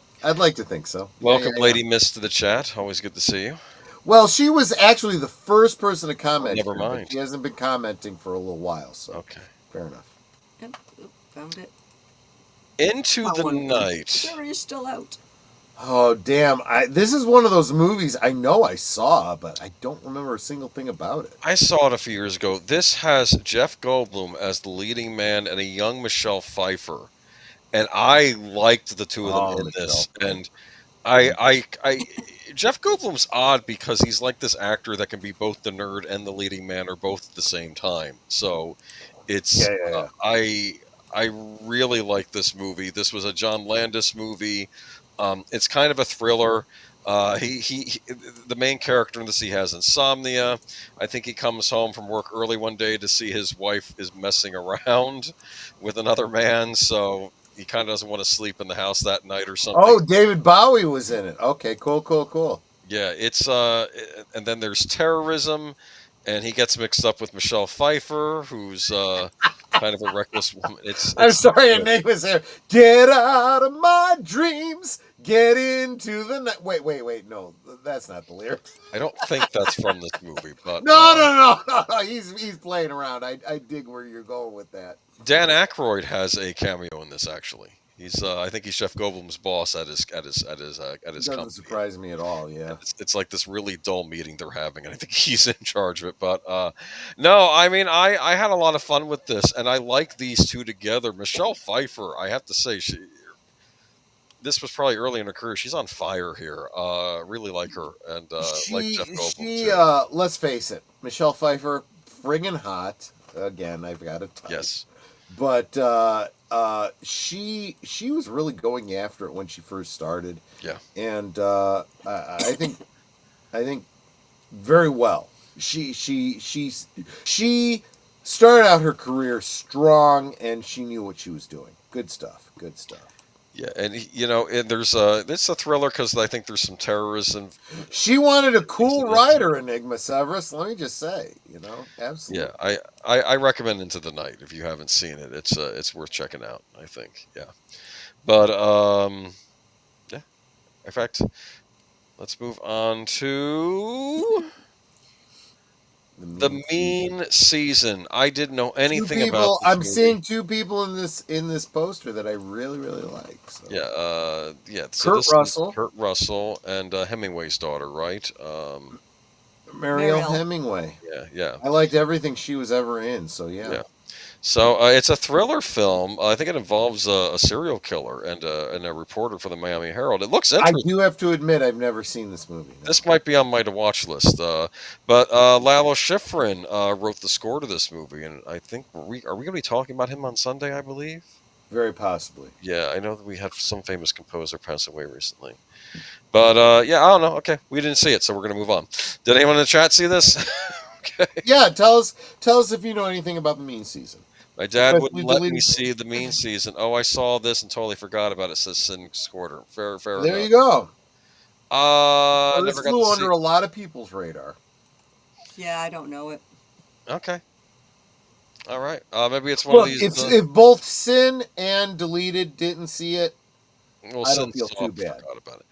Maybe it's not that good, but sometimes I find movies that were not considered good back in the 80s at the time hold up a lot better now. In a way, guys, this list between last week and this week, and we're probably going to be next week too. Yeah.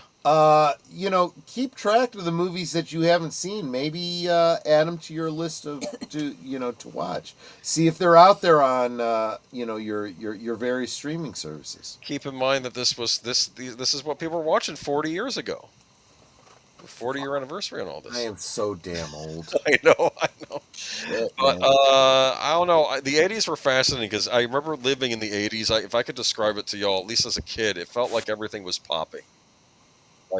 It was really the time where technology was making leaps. Yeah, a lot of things were just aces back then. Yeah. No, it wasn't perfect because trust me, there were other bad things. But you'll notice a lot of these movies feature nasty bullies in them because that was a thing the kids had to deal with back in the day. But I assume they still do. Turk 182. Oh damn! Do you know this one? Because I didn't, but it's a Bob Clark movie, so I need to watch it because I do like Bob Clark. This is one that everyone should really add to their list of movies to watch. In fact, Deleted and Sin. If you guys haven't done review films of this, I would love to see that. This is a good movie. Yeah, and who's in this again? Is it? Let me find out. Is it Bob Clark directed it? I have a question. Is this a comedy or is this Turk 182, filmed by Bob Clark and Timothy Hutton? Yeah, Robert Urich, Kim Cattrall. Oh, Kim Cattrall. Peter Boyle? She was really coming into her own in the mid 80s, so no doubt about that. This is one of the first movies to get a PG-13 rating. Isn't that interesting? Okay. Yes, it was an early PG-13 type of film. Yeah, absolutely. Turk 182 was a great movie. I need to watch it. I do like Bob Clark. It absolutely is. So I remember it being pretty intense and a good film. I don't remember details about it though. To Vision Quest. In room as the music starts, strangers making the most of the dark. So that's one that I would really. I never thought to do a Madonna song in karaoke. Well, except the parody, Like a Surgeon, I did. But Crazy for You is my favorite Madonna song. And I actually could probably sing that song. So this is Matthew Modine, as we can see, and I believe that's Linda Florentino. Is that Fiorentino? We just watched that as a members night at the movies. I'd say, what was it, 2-3 weeks ago? Gotcha. on my channel. That was God. I love that movie. I love that movie. Yeah. It's about a high school wrestler who has felt that it was all too easy for him all 4 years. So in his fourth year, he decides to drop a weight class to take on somebody from another school who is like gargantuan. Yeah. He goes to see him working out, and he's carrying like a telephone pole on his shoulders, walking up the bleachers, to work out. Wow. Yeah. And Linda Fiorentino says to him, "Why do you want to drop a weight class? Don't you want to fight someone who's like really big and strong?" He goes, No. Big does not equal strong. He said, it's this weight class that is like optimum, and that's where I want to be. Interesting. So he goes on a serious crash diet where he like really, it's not the wisest of diets, but he's got his goal and he's going after it. And it's, great soundtrack. Crazy For You by Madonna. Only the Young by Journey. I mean, incredible damn soundtrack. And Linda Fiorentino. Woo! I don't usually go for brunettes, but when they're Italian, you just say. I think REO Speedwagon was on this, but they weren't on the actual soundtrack CD that came out. Yeah. I remember they had a song that was in the movie but wasn't on the soundtrack, and I forget which song that was. Yeah, gotcha. Good point. Okay, but Vision Quest, check it out. Oh, love this movie. Yeah, check it out. I have been looking for this one, Enigma Severus says. Yeah, I mean, it's like I said, you think these are all obscure films, but these are actually not obscure films. And I think what happened back in the 80s was things were more even. You could have a movie like this and a movie like Raiders Lost Ark. I think this movie kind of said to a young Troy, a girl in a Dago tee, maybe not wearing a bra, height is sexy. Just saying. The poster reminds me of Dirty Dancing. It does kind of, doesn't it? Yeah. Is it like a neon thing? Is that what it is? No. It's the sepia kind of thing. Yeah. All right. Maybe it's the same studio. Another movie with a really great soundtrack. Just saying. Yeah. Moving on to... Wait. I wanted to see what Wilkie was saying. I was going to say great soundtrack.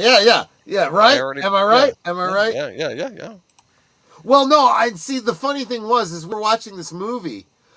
All these songs are just... And I'm just shooting out who sang these songs. I love these songs. And I was like, I just realized...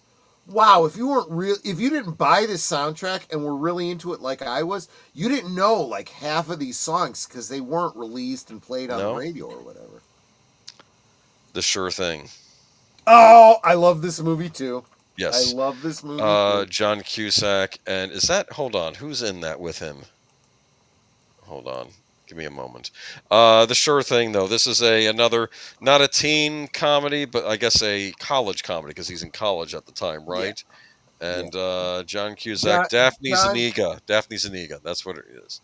Was she the one that was in... Oh, she was in a bunch of things, wasn't she? She was in The Fly 2, and she was in a bunch of other things. Yeah. Nicolette Sheridan plays the Sure Thing.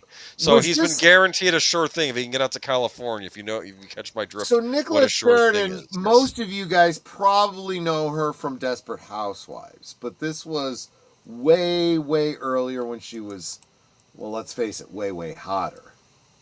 I kind of liked her on Desperate Housewives. I'll say that. She was okay, I guess. Yeah. But yeah, so they both need to get to California, so they end up, okay, we're going to hitch together. Remember there's a scene where... Oh, wait a minute. I'm sorry. I do have to back up. Linda Fiorentino was in 4 movies in 1985, including Gotcha. We did a rewatch of Gotcha. I can't remember if it was on my channel or if it was on Netter's channel or if it was on Big Al's channel, but I love that movie. Gotcha, gotcha where I want you. It's too late to turn back now. Gotcha. Oh, I love that movie. That was one of the movies that I was talking about that was like based on it wasn't paintball. It was like, I don't remember. It was like shooting darts or something. It was this college game where they're trying to take each other out. And it ends up becoming like a little more serious than that. But yeah. Yeah. Sure thing. This was one of those ones that I got as a screener at that video store that I worked at. And guys, definitely worth it. Definitely worth it. Is this an opposites attract movie? Because he's like the party guy, and she's the straight-laced A student. A little bit. Yeah. There's a little bit of a coming-of-age sort of feel to it. Yeah. Not literally, but figuratively. And I don't know. It's kind of a sweet love story at the end of the movie, I think. And I like these two together. Enigma brings up Grosse Pointe Blank, another good John Cusack film. Yeah. Yeah, but this was one of his big ones in the 80s, and it still holds up. I think Nicola Sheridan was, well, let's face it, she was the marketing element. Look at that poster, damn it. You know? Yeah, and he's going to meet up with her because the guy who played Dr. Green on ER, and he was in Revenge of the Nerds, says, hey, come out here to California. I know she's a sure thing. You know? Yeah. But they end up hitchhiking along the way. And actually, there's this neat scene where she ends up getting, I think, with this other guy in a car, and he doesn't. He's like, because they had a fight. But then this other guy turns out to be dangerous. But then he manages to rescue her by acting crazier than the guy who kidnapped her, and then he leaves them both behind. So he kind of saves her. It's kind of a funny scene, but you know. That was the other movie I was trying to think of, Booger. Thank you so much. Tag. Yes. Was Tag this year? No, I'm not sure it was that this year, but it was in that. In that genre. Anyway, good comedy movie. I enjoyed it, and it's kind of them having to drive across to California and during their, I guess, Christmas break, right? Yeah. Cusack blocked me on Twitter, so I quit paying attention. Well, what did you do? No, he's got a lot of opinions these days, if you know what I'm saying. He does. A lot of these celebrity tards do. All right, moving on to Ghoulies. Another one that I got a screener for when I was at the video store.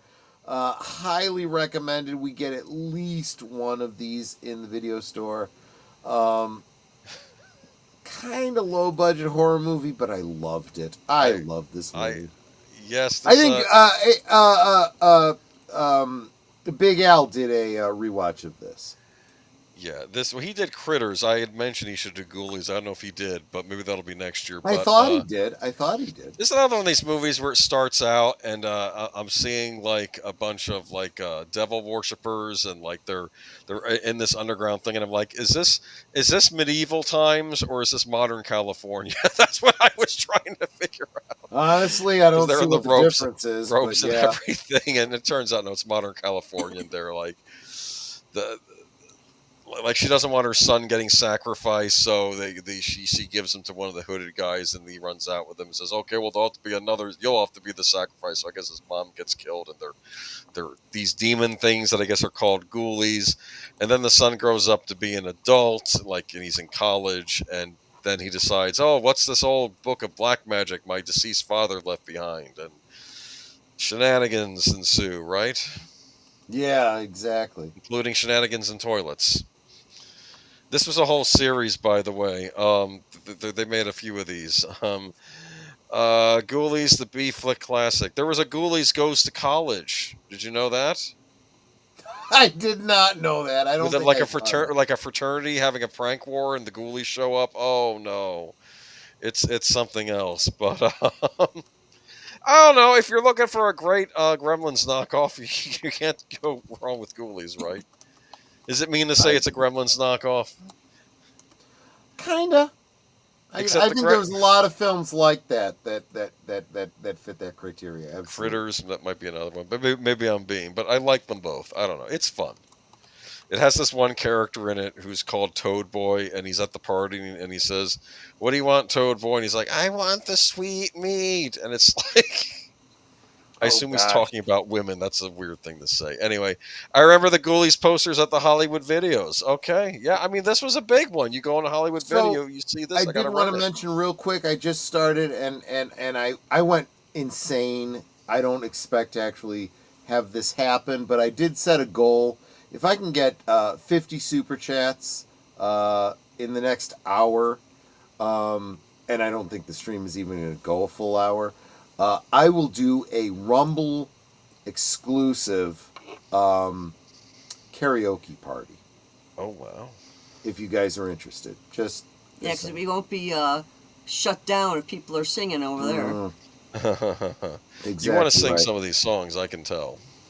I know, I kind of do. But at the same time, I'm setting a ridiculous goal that I don't expect to hit. Well, we'll figure it out. Back then, I worried about what came out of the toilet. Today, I'm worried about what goes in. Oh my gosh! Question for you for your goal thing: is it any amount for the super chat? Yeah, I just said number of super chats. Are there even 50 people in the chat? Well, there might be. I don't know. You could do like a bunch of 99. Anyway. Super jazz. Maybe it could carry over to tomorrow night too. We'll see. Anyway, but moving on to. No, I set a 1 hour goal. 1 hour. Okay, so 1 hour. Okay, so Missing in Action 2. The first movie was really good. Was the second movie good? I didn't see it, but it's a prequel. That's what I know about it. And this has Chuck Norris in it. And this, I guess, is this Vietnam era, as I recall? Dude, Chuck Norris was in it. That's all you need to know, guys. Yeah, back then he was the guy. Yes. Yeah, he still is. Well, he's still the guy, yes. But back then, he was in a lot of these canon action movies. You notice on this list, we get a few of these canon. Remember we did a canon films stream a few years ago, but I didn't touch on some of these that we're talking about tonight. Missing in Action 2. Look at that. Only I have to join. Yes! Well, you absolutely would, dude. You absolutely would. That's the whole idea. Absolutely. I hated the second Missing in Action. Well, it's a prequel. I don't like prequels. Oh, dude, here we go. You guys are trying to make it happen. $5. YouTube sucks. Yeah, that's why we're gonna do it on Rumble. Absolutely. I'll do the fundraiser on YouTube, and then fuck Rumble. Fuck YouTube. We'll go to Rumble. Hey. Anyways, the first Missing Action was a great movie. Oh, I think I just said 3 F words. That means I'm probably getting demonetized. I thought it was only a problem in the first 15 minutes. I don't know if that's really true. And Connie Cleary gave $1.99 super chat. That was nice. There you go. Oh, thank you so much. Guys, you guys are really trying. To hit 50 is ridiculous. I would go easy on the dollar value and go like 99 cents, on each one. Look though. Okay, so no one likes this movie. Moving on to Mask. I saw this movie with my mother. This one, well, she was a big a Cher fan. Yeah. And this movie really does hit you in the feels, right? This was Eric Stoltz. Mm-hmm. Kind of unrecognizable. Yeah. So we watched a couple weeks back on Deleted Scenes channel. We watched The Elephant Man. This is kind of like a modern day. Again, also based on a real person, Rocky Dennis. So this was one of those ones where we saw this movie, very moved by it, so we started doing the research to find out, the real story about Rocky Dennis. It's just heartbreaking. It's a really good story. I think one of my favorite parts in the movie is when he's talking to this blind girl that's there, and she's never seen anything. She's been blind since birth. And they're in a kitchen, and he gives her a potato that's hot. And she's like, ow, ow. He goes, that's red. When it cools off, it'll be pink. Then he gives her an ice cube. He goes, this is blue. Right. And she's like, I get it. I understand. And he gives her cotton. He says, this is billowy. Like clouds, Geek Flag Renee says that you and I should do a duet. And JPRPH1 did a 99-cent. I'm not sure if that's a super sticker. Oh, that's what I was trying to find. Yeah. Okay. A white unicorn with rainbow hair. Fair enough. So I think that's a sticker. And Geek Flag with Nate knows. Troy, you and Netter should do a duet. Yes, absolutely. I got you, babe. Thank you guys so much. Because of Cher. I'm just saying. Of course, I maybe not. got They ended up you to divorced. hold my hand. I got you to understand. Okay, I don't know what's not counting them all because we have Because it's like it doesn't count super stickers and it doesn't count things on other channels. It doesn't matter. No. We can count them up ourselves later on. What I'm saying is like Geek Flag has a couple in here, and I think it's only counting like one instance of each one. It doesn't matter. We'll count them. We'll count them manually. That's fine. JPRPH says Doomacorn from Doomcock's Friday Night Frolics. Interesting. That must be a thing. Oh, there you go. There you go. So Mask though, tearjerker. Yeah, that's that. I have talked about this with Doomcock. He and I kind of both do Friday nights, and it's like I'll do Wednesdays for you. I got my own stream on Fridays. Hey, but hey. Look at that, though. This was a tearjerker, right? This was a true story, as I recall? It really was. And it was based on a true story. It absolutely was. I want to say Sam... Is it like an Elephant Man thing, or is this something, or is that something else? It is very much like Elephant Man. He has the same disease, right? We don't know for sure what Joseph Merrick, what disease he had. We do know what the genetic disease that Rocky Dennis had. Right. We assume they're probably very similar. Right. Yeah. Great story. So yeah, we haven't talked enough about this. So she is I don't want to call her a hippie. She was more of a biker. She hung out with bikers and she got pregnant, and I don't even know if she knew who the father was. And he's born with this, this skeletal muscular disease that caused his face to be, they thought of him as like having the face of a lion or whatever. It was very painful, very problematic, very very similar to the situation of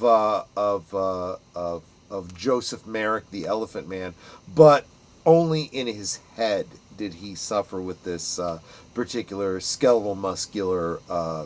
Right. Problem. The rest of him was he could walk and sleep normal and there is this real. Sorry, I get real emotional about this particular movie. He has this dream of visiting all these different places, and he's got this map of the United States where he's got all these places that he wants to go, and he dies very young, and his mom has this scene where she's putting all the pins back where he had wanted to go.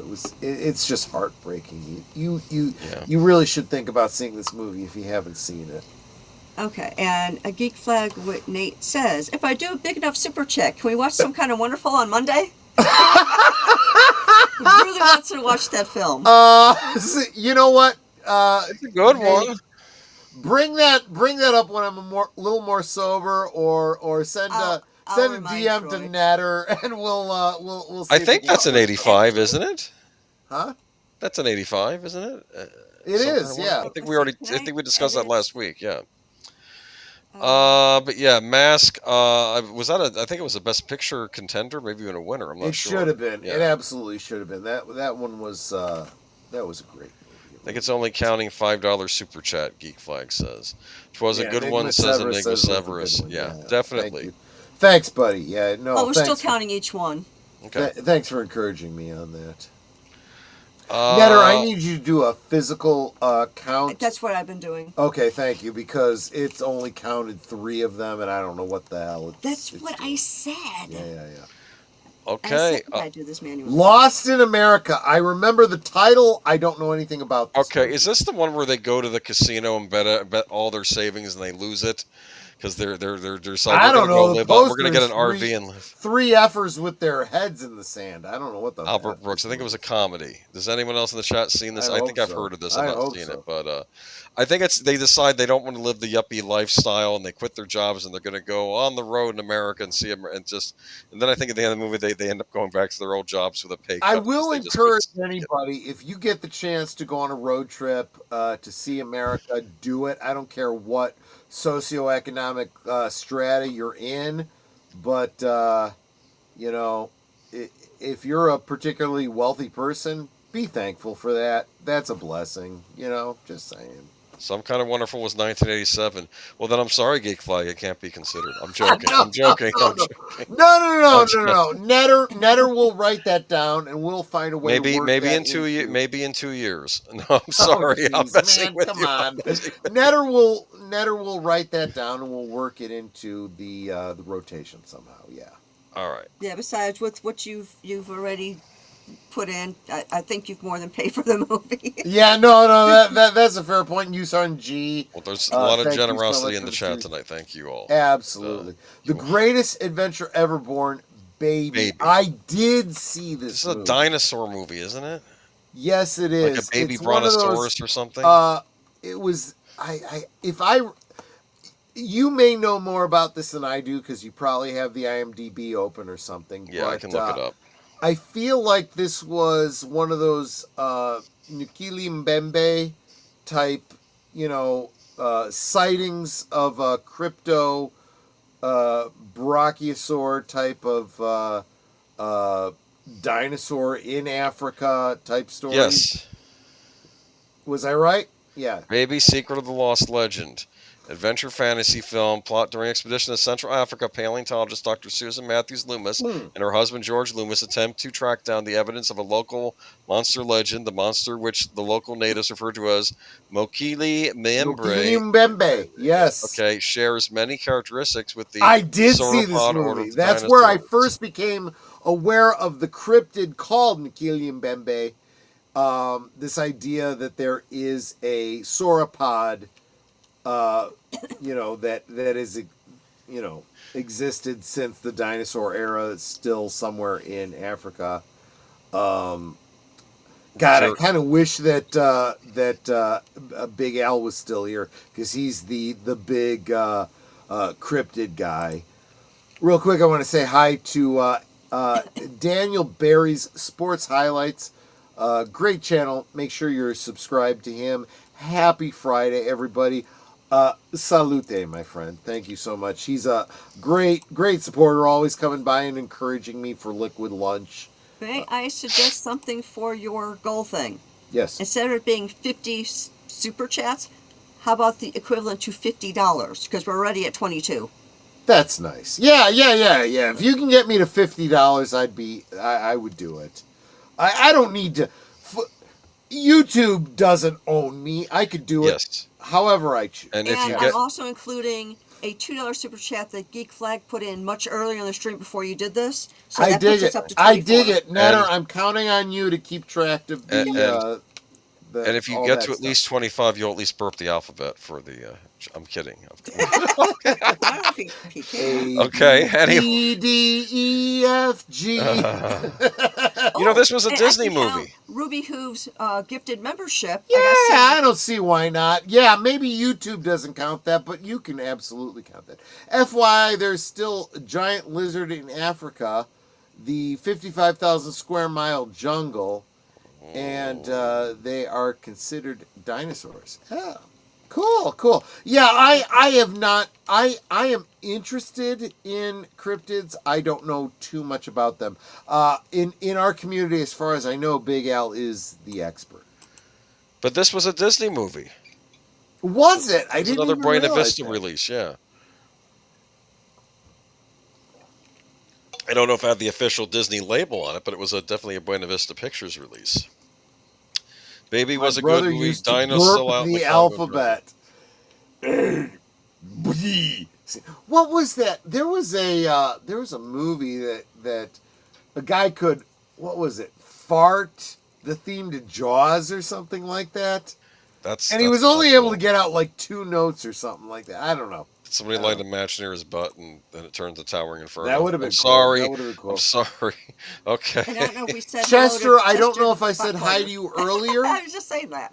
Yeah, I don't know if I said hi to you earlier, but I did see you in Liquid Lunch today, so thank you for joining us this evening. Baby was a good movie. Dino still out in Congo jungle. Yeah. See, this is not a lost memory. A number of us saw this movie. There you go. Okay, so Miss Ruby, who's gifted membership, we're at $29. Cool. 20 guys, we're more than halfway there. But now we have to talk about the don't go generous on the super chats. Just go cheap and help us get to the 50 of them. Look. So remind me about. Okay, so here's the problem with the Friday the 13th, and I don't know how much you consider this a problem, but there were so many Friday the 13th movies, I forget one movie that. So this is New part Beginning. 5, A New Beginning. Was this after Tommy Jarvis chopped him up?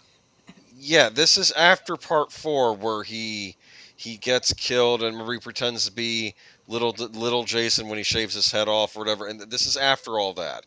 This is after So fill me in so I can, because I know I saw this movie. I just don't remember. I've not seen this movie, but I can tell you the plot. I believe the plot is there's a killer, but it's a Jacen impersonator.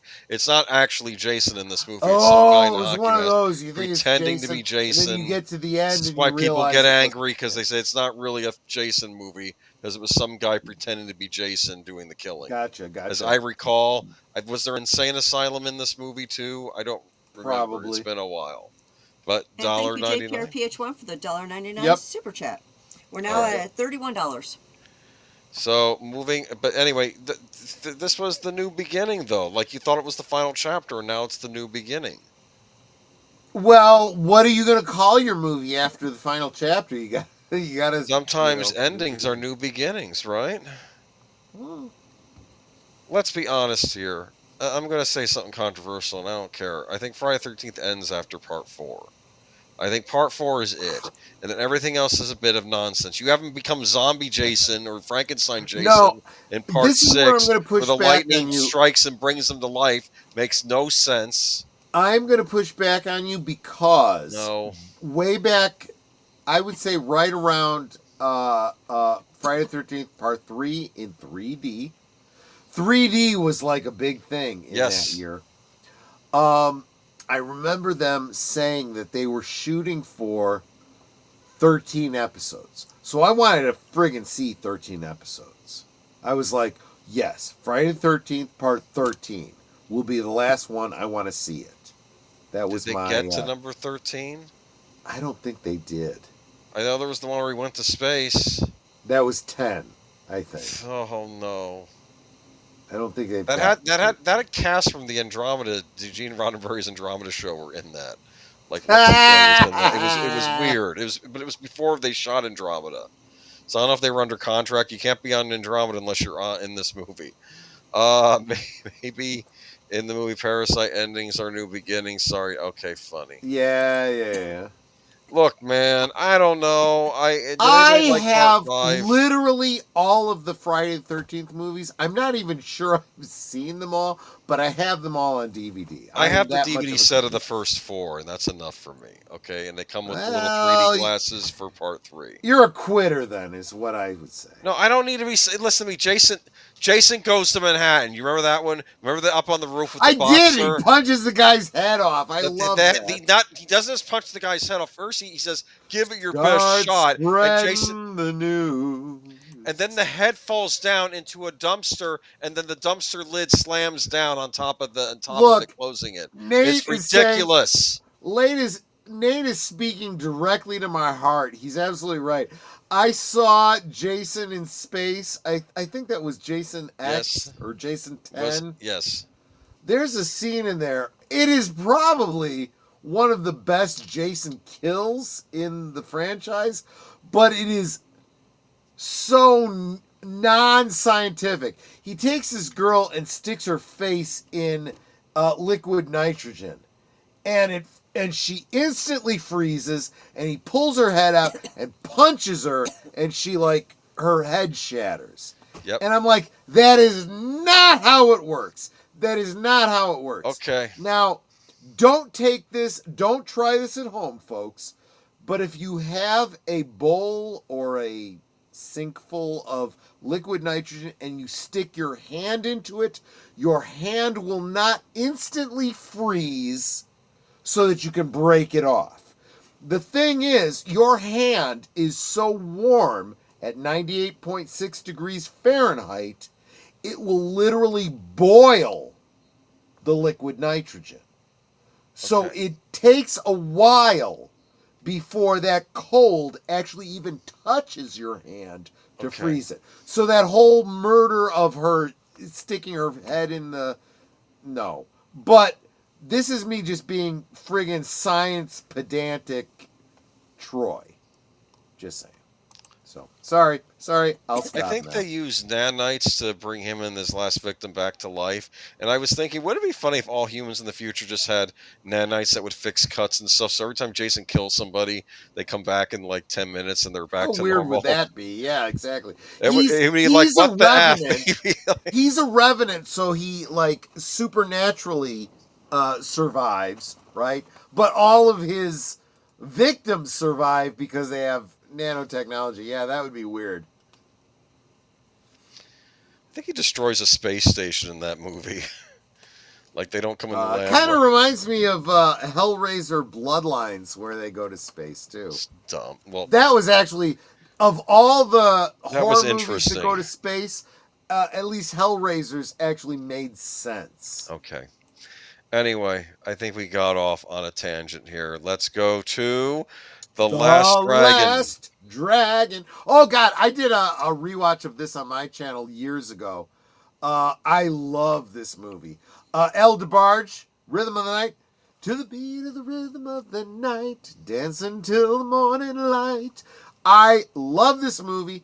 Who is the villain in this? Sure enough. Oh, I love this movie. He's so into Asian culture. He eats popcorn with chopsticks. I love this movie. This is a great movie. Yeah, I mean, it's... Don't take it too seriously, but man, it's a good... There's a little bit of comedy, but it's a great karate action-adventure type film. Absolutely. Yeah, and it's a classic in its own right. Yeah, so... You asshole. Nerds! Yes. That is fair. That is fair, Nate. Absolutely. Absolutely. Moving on to... Where are we at, Netter?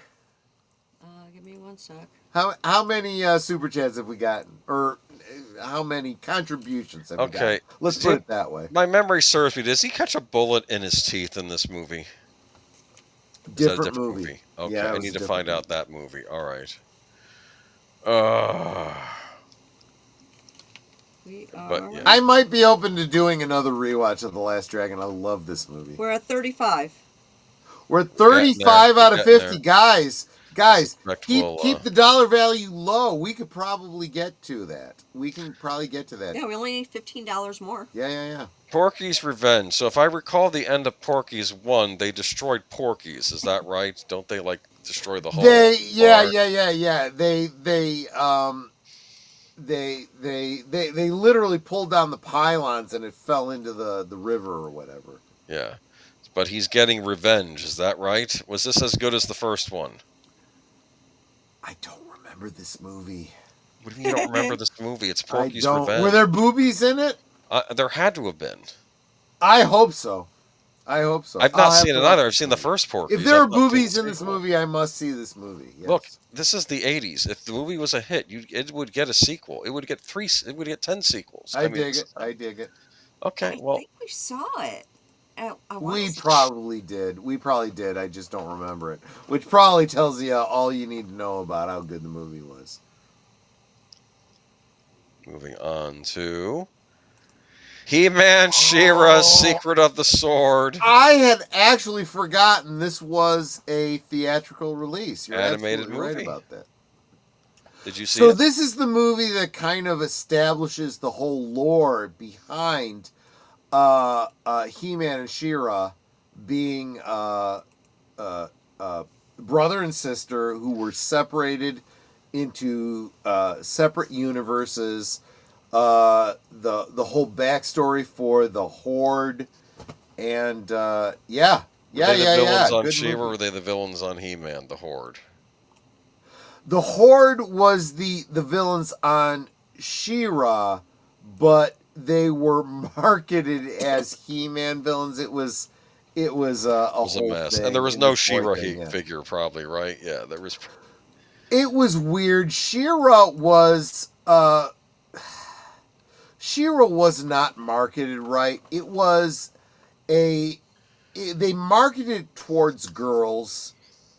It was in the same scale as He-Man, and I think there was a lot of guys that were into He-Man that bought the She-Ra figures, but they didn't have in mind the wait, what's this? It's just the first 4 to 5 episodes of She-Ra edited into a feature. I didn't even realize that, Tim Hayes, because I didn't watch the series. I didn't know that. Watched it in theaters when I was a lad. Yeah. I was not a huge He-Man fan. I was a light He-Man fan. So when She-Ra came out, I did watch the episodes, but I did feel like they really tried to market it towards girls. And guys, I do this every couple of weeks. I do encourage you to check out Retro Blasting. He's got some great videos about She-Ra and He-Man. Definitely worth checking out. Yusan G, thank you so much for the $1. What is that? Super sticker or super like stickers? Whatever. Stickers were big back in the stickers, so it must be a super chat. Thank you for the $1 contribution. Now we're at 36. We're at 36 out of 50.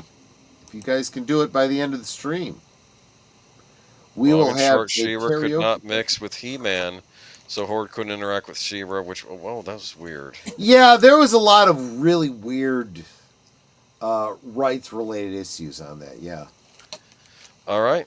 So, Care Bears, the movie. I never actually saw this movie. My brother was not into the Care Bears, so we didn't even bother with this. Girls' toys. There, I said it. I'm not ashamed. They kept pushing Care Bears on me as a kid. I'm like, come on. It wasn't my thing. I like slime. That's what I liked as a kid. I don't like Care Bears. And I think I tried watching the movie as a lark, and I made it like 5 minutes, and I'm like, I'm not doing this. I got very offended by the witch villain in the movie because I'm like, she's neither a hot witch nor a crone. You need to be one or the other. You can't be like. Let's go on to the next one. You can't be a mid-witch. Oh, Madonna. Yes. Well, no, not Madonna. Rosanna Arquette. They're both in it. Oh, Desperately Seeking Susan. Desperately Great Seeking. music in here, too, by Madonna. Netter, what do you know about this movie? Because I saw this movie once, and it kind of fell off my radar. Okay. Rosanna Arquette is your typical dowdy girl, doesn't really have much of a life. She sees Madonna, and she's like, and Madonna's name in the movie is Susan. And she looks so cool and everything, she wants to emulate her. So she starts dressing like her and acting like her to get attention. Somehow they meet up. It's been a while since I've seen the movie, so I'm trying to remember everything. But there's something going on where I think Susan owes somebody some money, and they mistaken Arquette for Susan, and it becomes one of those comedy of error type of things, where it's like, I'm not Susan, I just look like her. But yeah, it was one of those things where she gets into trouble because she looks just, she's dressing and looking just like Madonna's character, Susan. So yeah, she gets funny because with bad people. I only remember seeing this movie and thinking, because Madonna was so popular, I'm like, I should be fired up about Madonna, and I'm like, I kind of like Rosanna Arquette way more. So she ends up putting a notice in the newspaper, Desperately Seeking Susan, because she's got to find her and find out what the heck is going on with all this stuff, because, like I said, the bad guys think that she's Susan, and she's not. So it's one of those mistaken identity type films. You recommend this one, Netter? Yeah, I thought it was a good movie. If nothing else, the music was good. Do you remember what the soundtrack was? What songs were in this one? Crazy for You is one of them. It's the one I remember the most. No. Crazy for You was specifically Vision Quest. Yeah, you can have the song in more than one movie. You might be right. You're right. I'll find out for y'all. By the way, you got a Here, super I chat am. there. Yeah. Oh, did I? I'm sorry. Desperately desperate. Guys, if you can. Seeking. Well, I did have the Susan super sticker from JPRPH1. Is that the Songs. one you're referring to? Oh, no, I don't know. I had it up on the screen. And then there was Infinite Realms. That's the one. Robert Infinite Realms. Robert's Infinite Realms, $2. Yep. Thank you so much. Listen. I did find out. The soundtrack includes Leave Atlantic City, Port Authority by Night. Oh, is this the soundtrack or the score? Yeah, Oh, wait. no, Okay, so her no. songs were In the Groove. There was Lust for Life by David Bowie. The Shoop Shoop song, It's in His Kiss. Yep. I don't know Sucker MCs. Mashed Potato Time, One Thing Leads to Another, You Belong to Me, Respect. One thing leads to Someday, another. Some Way, Hail, Hail, the Gang's All Here, One Fine Day, among others. One fine day, we'll meet once more. Yeah, there wasn't enough, as I recall about the soundtrack, there wasn't enough Madonna songs on this soundtrack. She really should have capitalized on that, but... Well, this was her trying to break into acting. They didn't. She probably. That's true. That's true. No. You're right about that. She was also in a James Bond movie, but we won't talk about that right now. Okay, Anyway, yes. Did you like quick, I'm just drunk enough to share this. Robert's Infinite Realms. There was a girl in my teenage history who did a dance for me. Get into the groove, boy, you got to prove your length to me. Oh, gee. Yeah. Oh, yeah. Okay, we're at $40, so $10 more, and Tristan. Oh, dude. I'm $10 away from doing a karaoke night. I think we're gonna make it exclusively on Rumble because YouTube. Police Academy 2, the first assignment. Look. Again, there was a bunch of Police Academy movies that blend together in my mind. I can't remember all of them, but I do remember I loved all of them. What I found funny about the Police Academy movies, there's this one actor that played one of the cops on this, and he ended up being, that same actor was on The Closer, and I kept wondering if it was the same character. Remember? You know what I'm talking about? One of the actors in the Police Academy movies was on The Closer with, you remember that series, The Closer? I do remember The Closer. And I kept wondering if it was the same character from these Police Academy movies. This was just when he was younger. You know? That's interesting. Yeah. Oh shoot, what was his name? His partner was Flynn. I forgot. I remember liking The Closer when I would watch it. There's I love The Closer. There's one episode where they're at a funeral for one of their fellow officers, I guess, who passed away. So they're like, okay, we got to bring the coffin down from the church, right? And they're lifting the coffin like, wow, this is really heavy. And then they drop it. And then it falls down. And then it opens up. And the reason why it was so heavy was because there was a nice, young, pretty woman dead in with him. And then he says, well, I guess you can take it with you.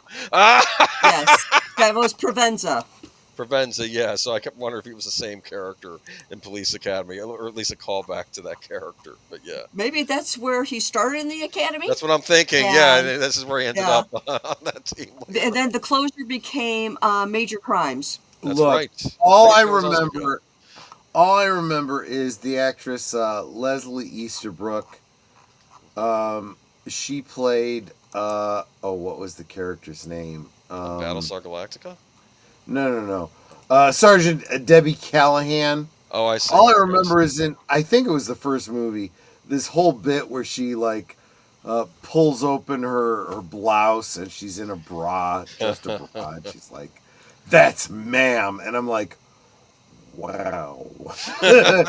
Again, blonde. I got a type. Steve Guttenberg, I believe, was in these as well. Yeah. Steve Guttenberg was so funny. Yes. I miss him. I wish he had done more after. I don't know why he, kind of fell out of Hollywood, but whatever. Kim Cattrall was also in the first Police Academy. Of course she was. Kim Cattrall was showing up everywhere in the 80s. Kim Cattrall, right? I was just thinking, let's face it, I was thinking a lot about Kim Cattrall today because I was thinking about not only Sex and the City because of this, but her role in Star Trek 6. Yes. But yeah, so moving on to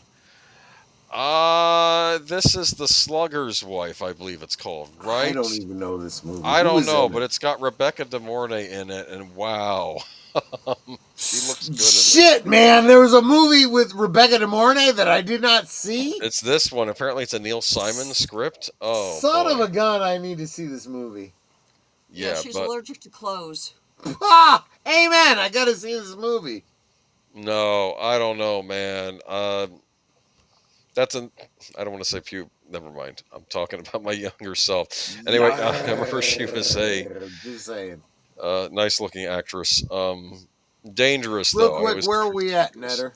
Hold on. I want to see if anything since the last one. My thing's being slow. It's all right. We got time. I'm sure we'll make still it. at 40. We'll make it. How much? 40. We're at 40. We need 10 more super We'll make chats, it. and I We'll will be make doing a karaoke stream for we you need guys. 10 more dollars. $10 more. Right, He has right. 10 super chats or is whatever. Rebecca De Mornay on a train. Enough said. Is that what she does in this? No, not movie? this movie. He's talking about Risky Business. He's talking about Risky Business. That one, yes, with Tom Cruise. I recall that, yes. Again, so guys, if you were following us earlier in the stream when I talked about Kim, what's her name? Kim Cattrall. No. Netter. Kim. For which? The one from Tough Turf. Tough Turf. Kim Richards. Kim Richards. So, you all know I have a type. Kim Richards. By the same token, Rebecca De Mornay. Very, very much in that same wheelhouse. This is why. Okay, wait. Hold up. Whoa, Deleted guys. Scenes just did a $10 super chat and Wait. said winner. Yeah.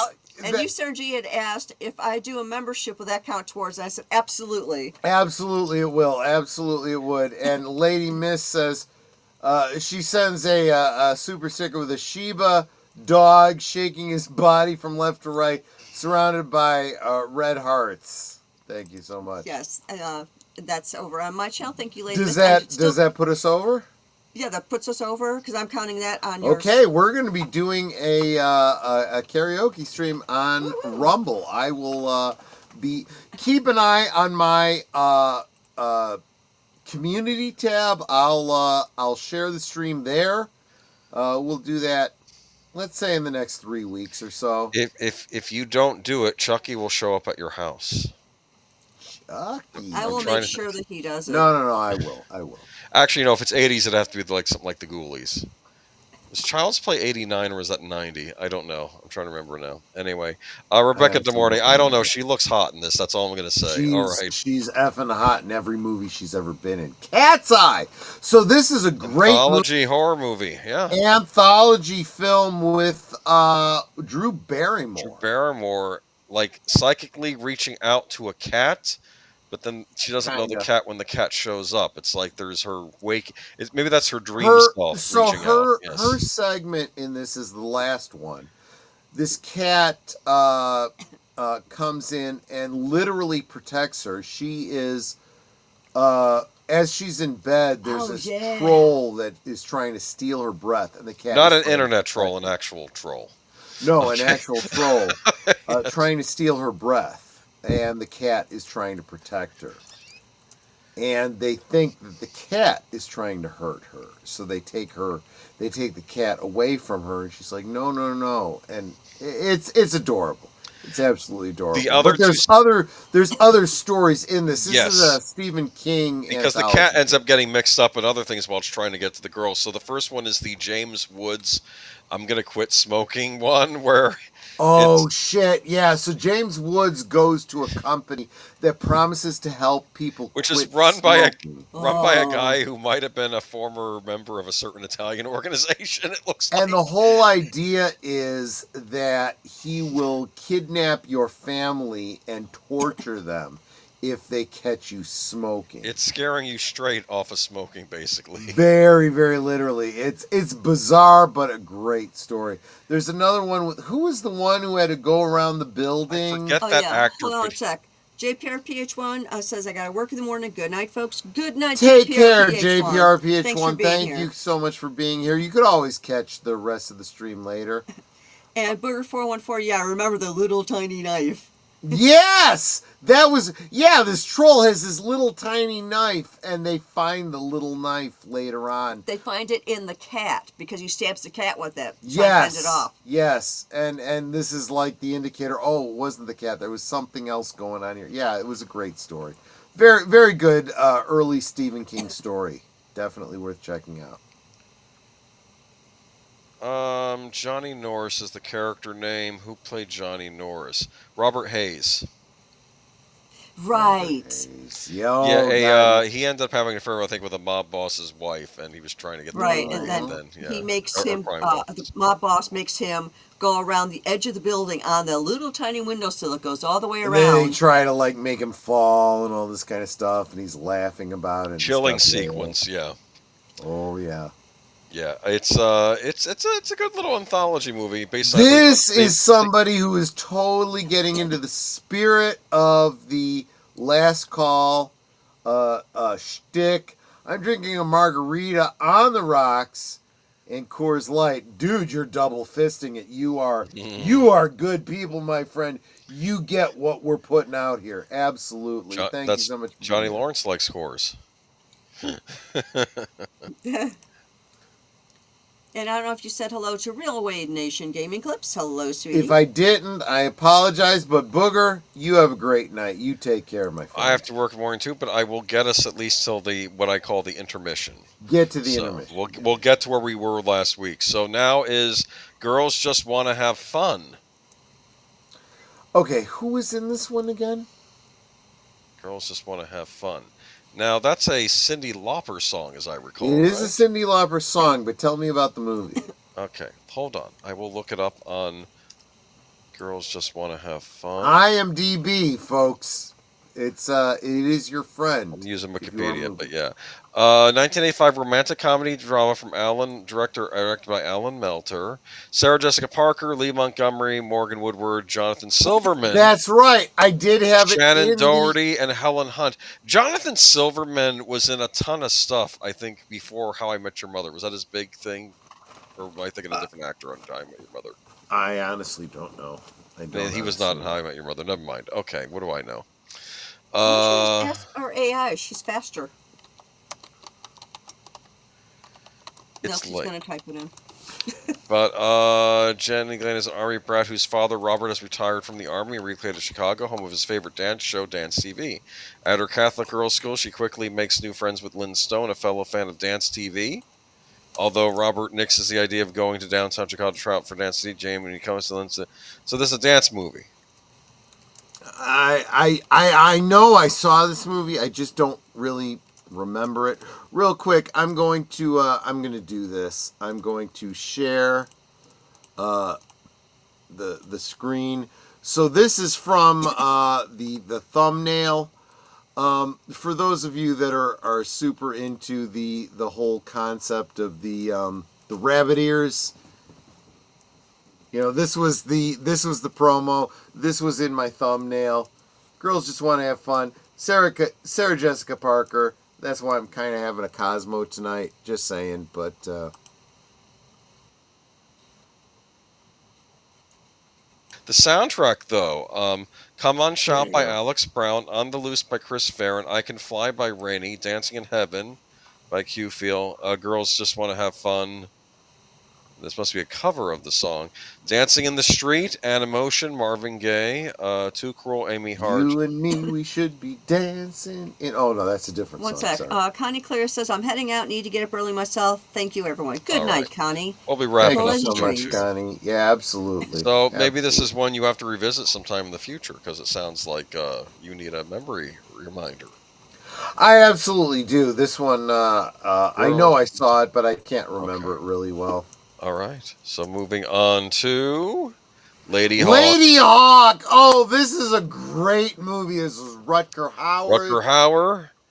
Michelle Pfeiffer again. Michelle Pfeiffer. Yes, and Matthew Broderick as the young monk, I believe. Broderick Yes. was the thief. If you are a D&D fan and did not see... Well, that's right. He's a thief posing as a monk. If you did not see Lady Hawk, you really missed out.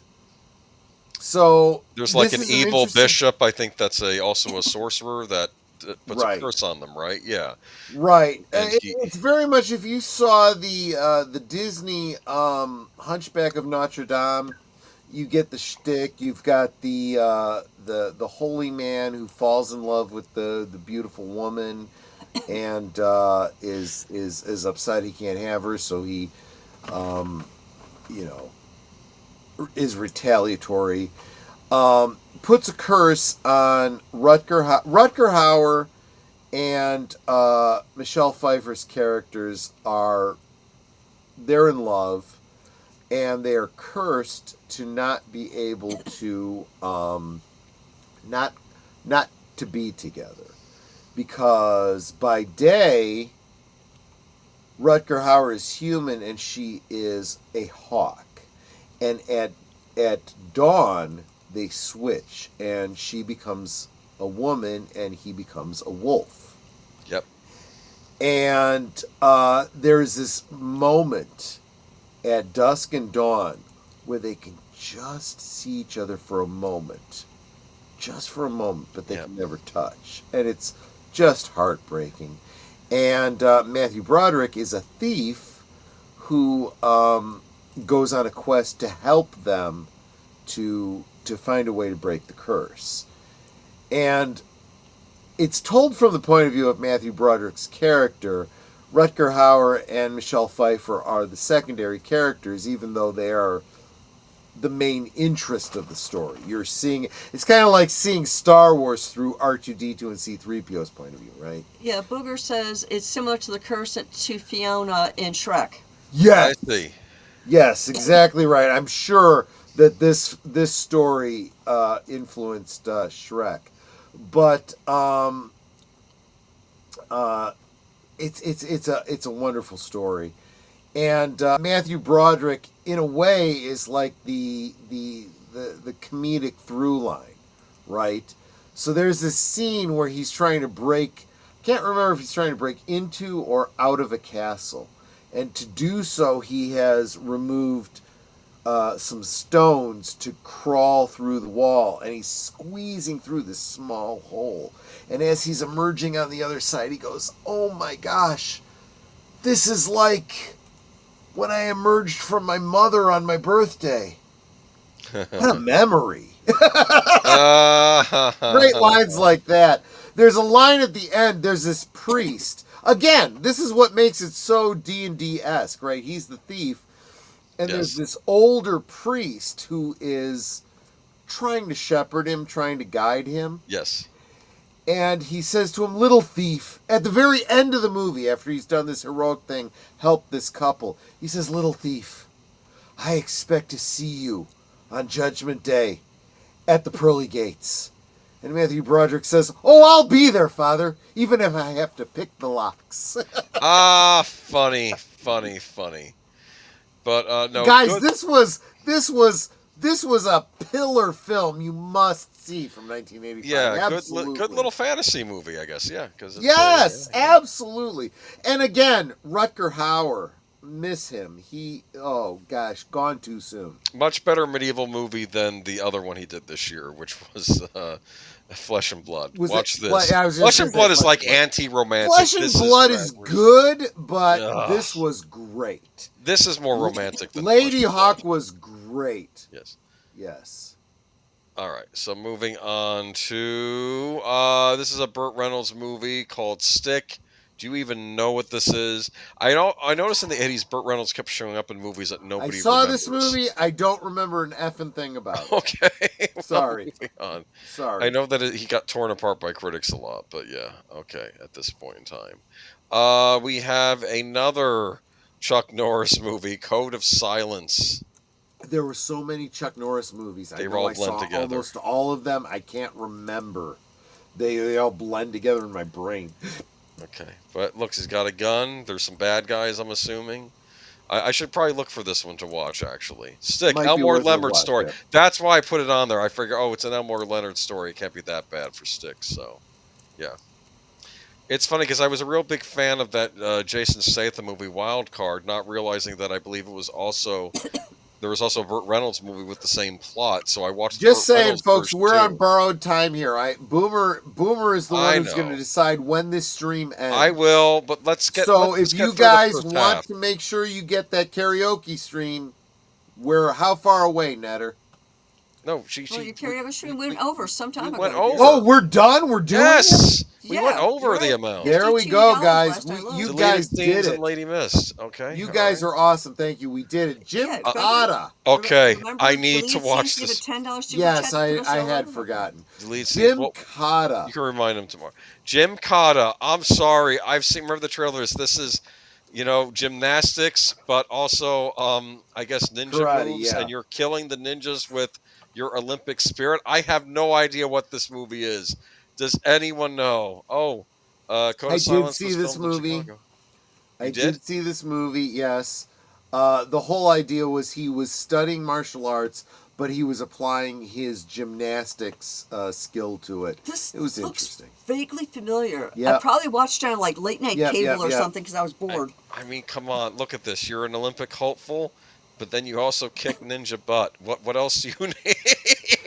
Booger says, I was looking up 1985 films. There were so many good movies, ones that I had forgotten about. That's the whole idea. That is the crux of Now, tonight's stream. This Our is why we're discussion of doing this. of summer Yeah. '85 was last week. Yeah. So now I'm doing the beginning of the year this stream. So Jim Cotta, you know what I'm gonna do for you at some point this summer? I will try to watch Jim Cotta and give you an update on this because I would love to hear need that. to know. And then do That a review poster of has it. sold me. I'm sorry. Do a review of it on Criticless. I should do that. Yeah. Do that. Moving on to where are we now? Creature. You're gonna have to refresh my memory. There's a reason I vaguely put remember this the on title. here. Hold on. Creature. It looks scary, doesn't it?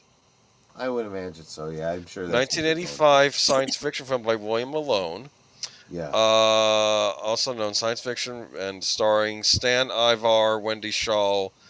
Okay, Klaus Kinski is in this movie. Is he the creature? Possibly. Filming and post-production. Comparisons to Alien. Even during the production, Malone was questioned by the Titan for finding similarities to Alien. Director countered that Alien was itself an archetypal story that owed much to the 1950s horror films that he liked. That is actually true. People do complain. They say, oh, it's ripping off Alien. But Alien actually was a ripoff of things like It, the Terror from Beyond Space. If you watch It, the Terror from Beyond Space, it's almost like watching a 1950s version of Alien. That's actually a great point, yeah. So it's like saying The Godfather is the only gangster movie that was ever made, even though that's the most popular. True. Creature opened. Did it do well? For the first months of release, the film's poster was based on art by Todd Curtis, which accurately reflected its production design. Reception. Creature had received mixed to negative reviews from critics. The review aggregator website Rotten Tomatoes, 29% of 7 critics' reviews are positive with an average rating of 4.1 out of 10.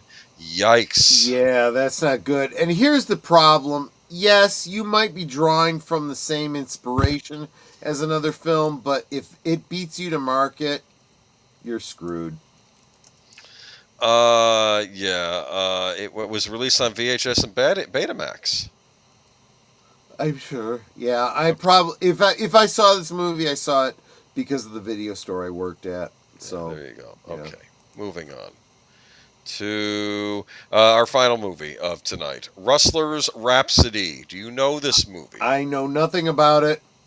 I love Tom Berenger, but I don't know this movie at all. This is a brilliant comedy that I believe is making fun of the old 1950s style westerns. The good guy like Hopalong Cassidy or Lone Ranger shoots the gun out of the villain's hand, right, sort of thing. I remember who was the actress on Taxi? Mary Lou Hemingway, is that the actress? Mary Lou Henner. Henner. Yes. Mary Lou Henner. She you get to see her in one of those old Western style like Lady of the Hour corsets in this movie. It's very nice. It's a bit of trivia about Mary Lou Henner. Did you know she has an eidetic memory? She remembers literally everything she's exposed to, and she has done like a whole bunch of scientific studies where she can, you just shoot at her a date and she'll tell you everything she did that day. And everything she was exposed to. She remembers everything. She's an incredibly intelligent woman, yeah. Really? So she's just not a pretty face, I guess. Okay. Not just another pretty face. Yeah, she's a very pretty face, but yeah, she's incredibly gifted intellectually, yeah. The film was a passion project of director Hugh Wilson, who grew up loving Westerns he would see at Saturday afternoon matinee. He was able to make it after the success of Police Academy. Okay, so it must have been the Police Academy people were involved in this. I've recommended this to Deleted Scenes and Outlaw Bill. They should do this on one of their Western Sundays. Deleted Scenes has so many things to watch. I know, but it's an interesting Western. It should just make it. I dig it. You're right. Russell's Reps received negative reviews from critics, and many saying it paled in comparison to Mel Brooks' Blazing Saddles. I don't know. I remember enjoying it. There's a scene with this one guy who I guess they're saying that the white hat Tom Berenger character is, oh, you're really the bad guy, and I have to take you down. And he's like, and I'm a lawyer. Don't worry, I'm just going to shoot you in the hand. And then later on, I think he's like, wait a minute, you're trying to kill me. And he says, I'm a lawyer, you idiot. Because, of course, the lawyer would be the bad guy. Do you understand? Guys, I do want to say, members, keep an eye out on my community tab. I will have a poll up for a number of movies that we talked about tonight. And I'm going to throw St. Elmo's Fire in there as well. To decide what we'll watch on Monday. And okay? I have a poll up on my community tab right now. My next film, and I've got this as part of my poll, I have my next film is Frozen. But I've been wanting to do Dr. Detroit for a while, and I missed it when we did the D's because it wasn't on our bookshelf. It's a good one. So I'm leaving it to you guys. Go to my community tab and vote. Do you want me to keep Frozen and try to shoehorn Dr. Detroit in somewhere else? Or do I replace Frozen with Dr. Detroit next week? Go and vote. And I just want to say that Dr. Detroit does have Fran Drescher in it, so you still have an FR. Oh, that's right, Fran Drescher, yeah. Dan Aykroyd, who I absolutely love. He's there awesome. You go, yeah. He's awesome. Because he's Dr. I want to get some of his gin in the skull. In the skull, Yeah. Yeah. All right, intermission. So that means next week we'll continue because we went way longer than I expected. No, it's okay. Yeah, we got to work in the morning. It's all right. This continues on to if you watched last week's, if you didn't see last week's, that 1985 Part 3. So then the fall. Next time we're gonna do fall and holidays for the final. And guys, keep an eye on my members tab. I will put together a karaoke stream that is exclusive to Rumble. It will not be here on YouTube. It will be on Rumble. Guys, you can join me there. And it'll be in a couple of weeks so that I have time to share it with you a couple of times on my community tab so you know about it. Keep an eye, and then we'll do it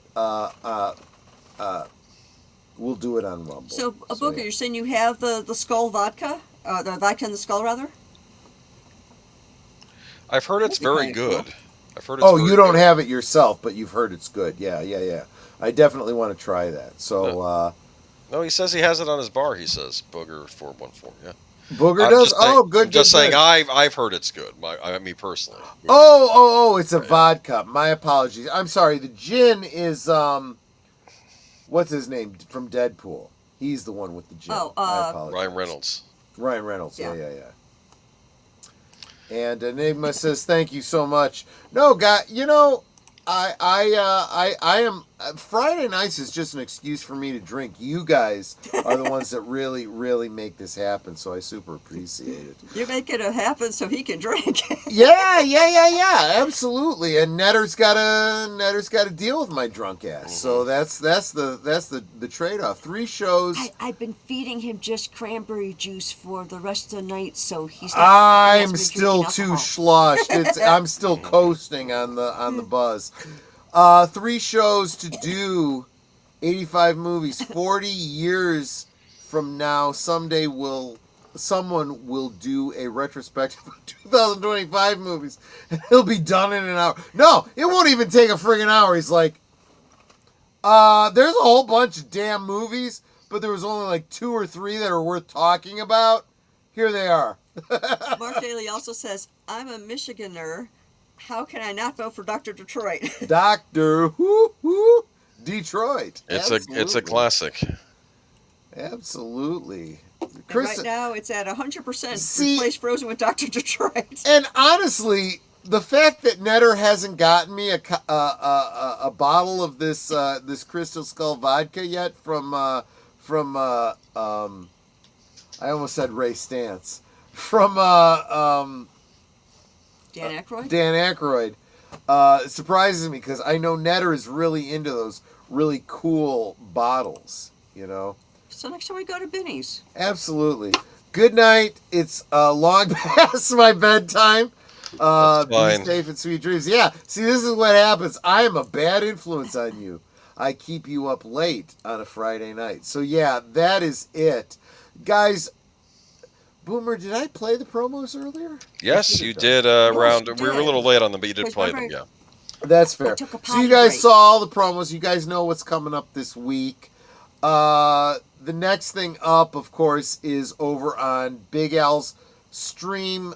Big Al presents Films with Friends, Zorro the Gay Blade, depending on what time zone you're in, either tomorrow or later tonight. At 9 Central, 10 Eastern on Big Al Presents. And then, of course, Geeky Geezers on this guy's channel on Sunday. That is it. Boomer, have I missed anything that I should have said? No, I don't think so. Yeah, I think we got everything. And I'll be on with Troy this Sunday for Geeky Geezers. Absolutely. Where we'll talk about Netter. Some more celebrity deaths, unfortunately. Yeah, unfortunately. Yeah, like I said, I do have that poll over on my channel. Basically, your options are keep Frozen for next week or replace it with Dr. Detroit.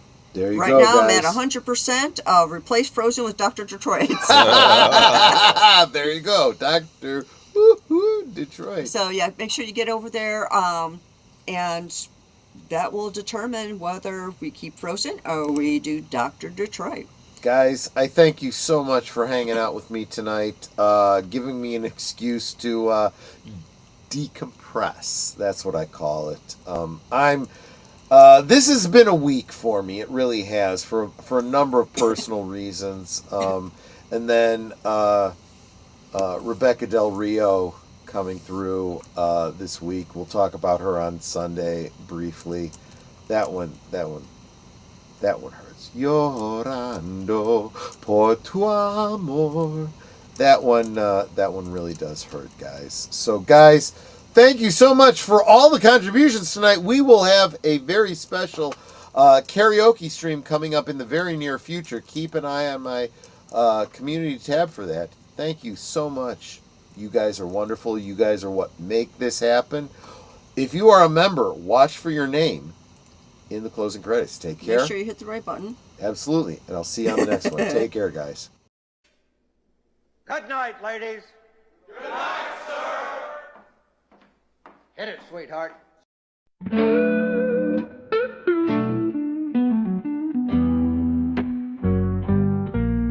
The neon lights are fading, closing time is near. Whispers in the corners, secrets shared sincere. The bartender's polishing the final glass. Time slips away like moving through the grass. for alcohol, make your dreams come true. One more round, friends, from me and you. Let's toast to the night, to the stories we've spun. Here's to the laughter and to what's begun. The shadows are dancing as we linger still. Every clink of a glass, a memory to distill. Beneath this smoky haze, our feelings they unfurl. A tapestry of whispers in this corner of the world.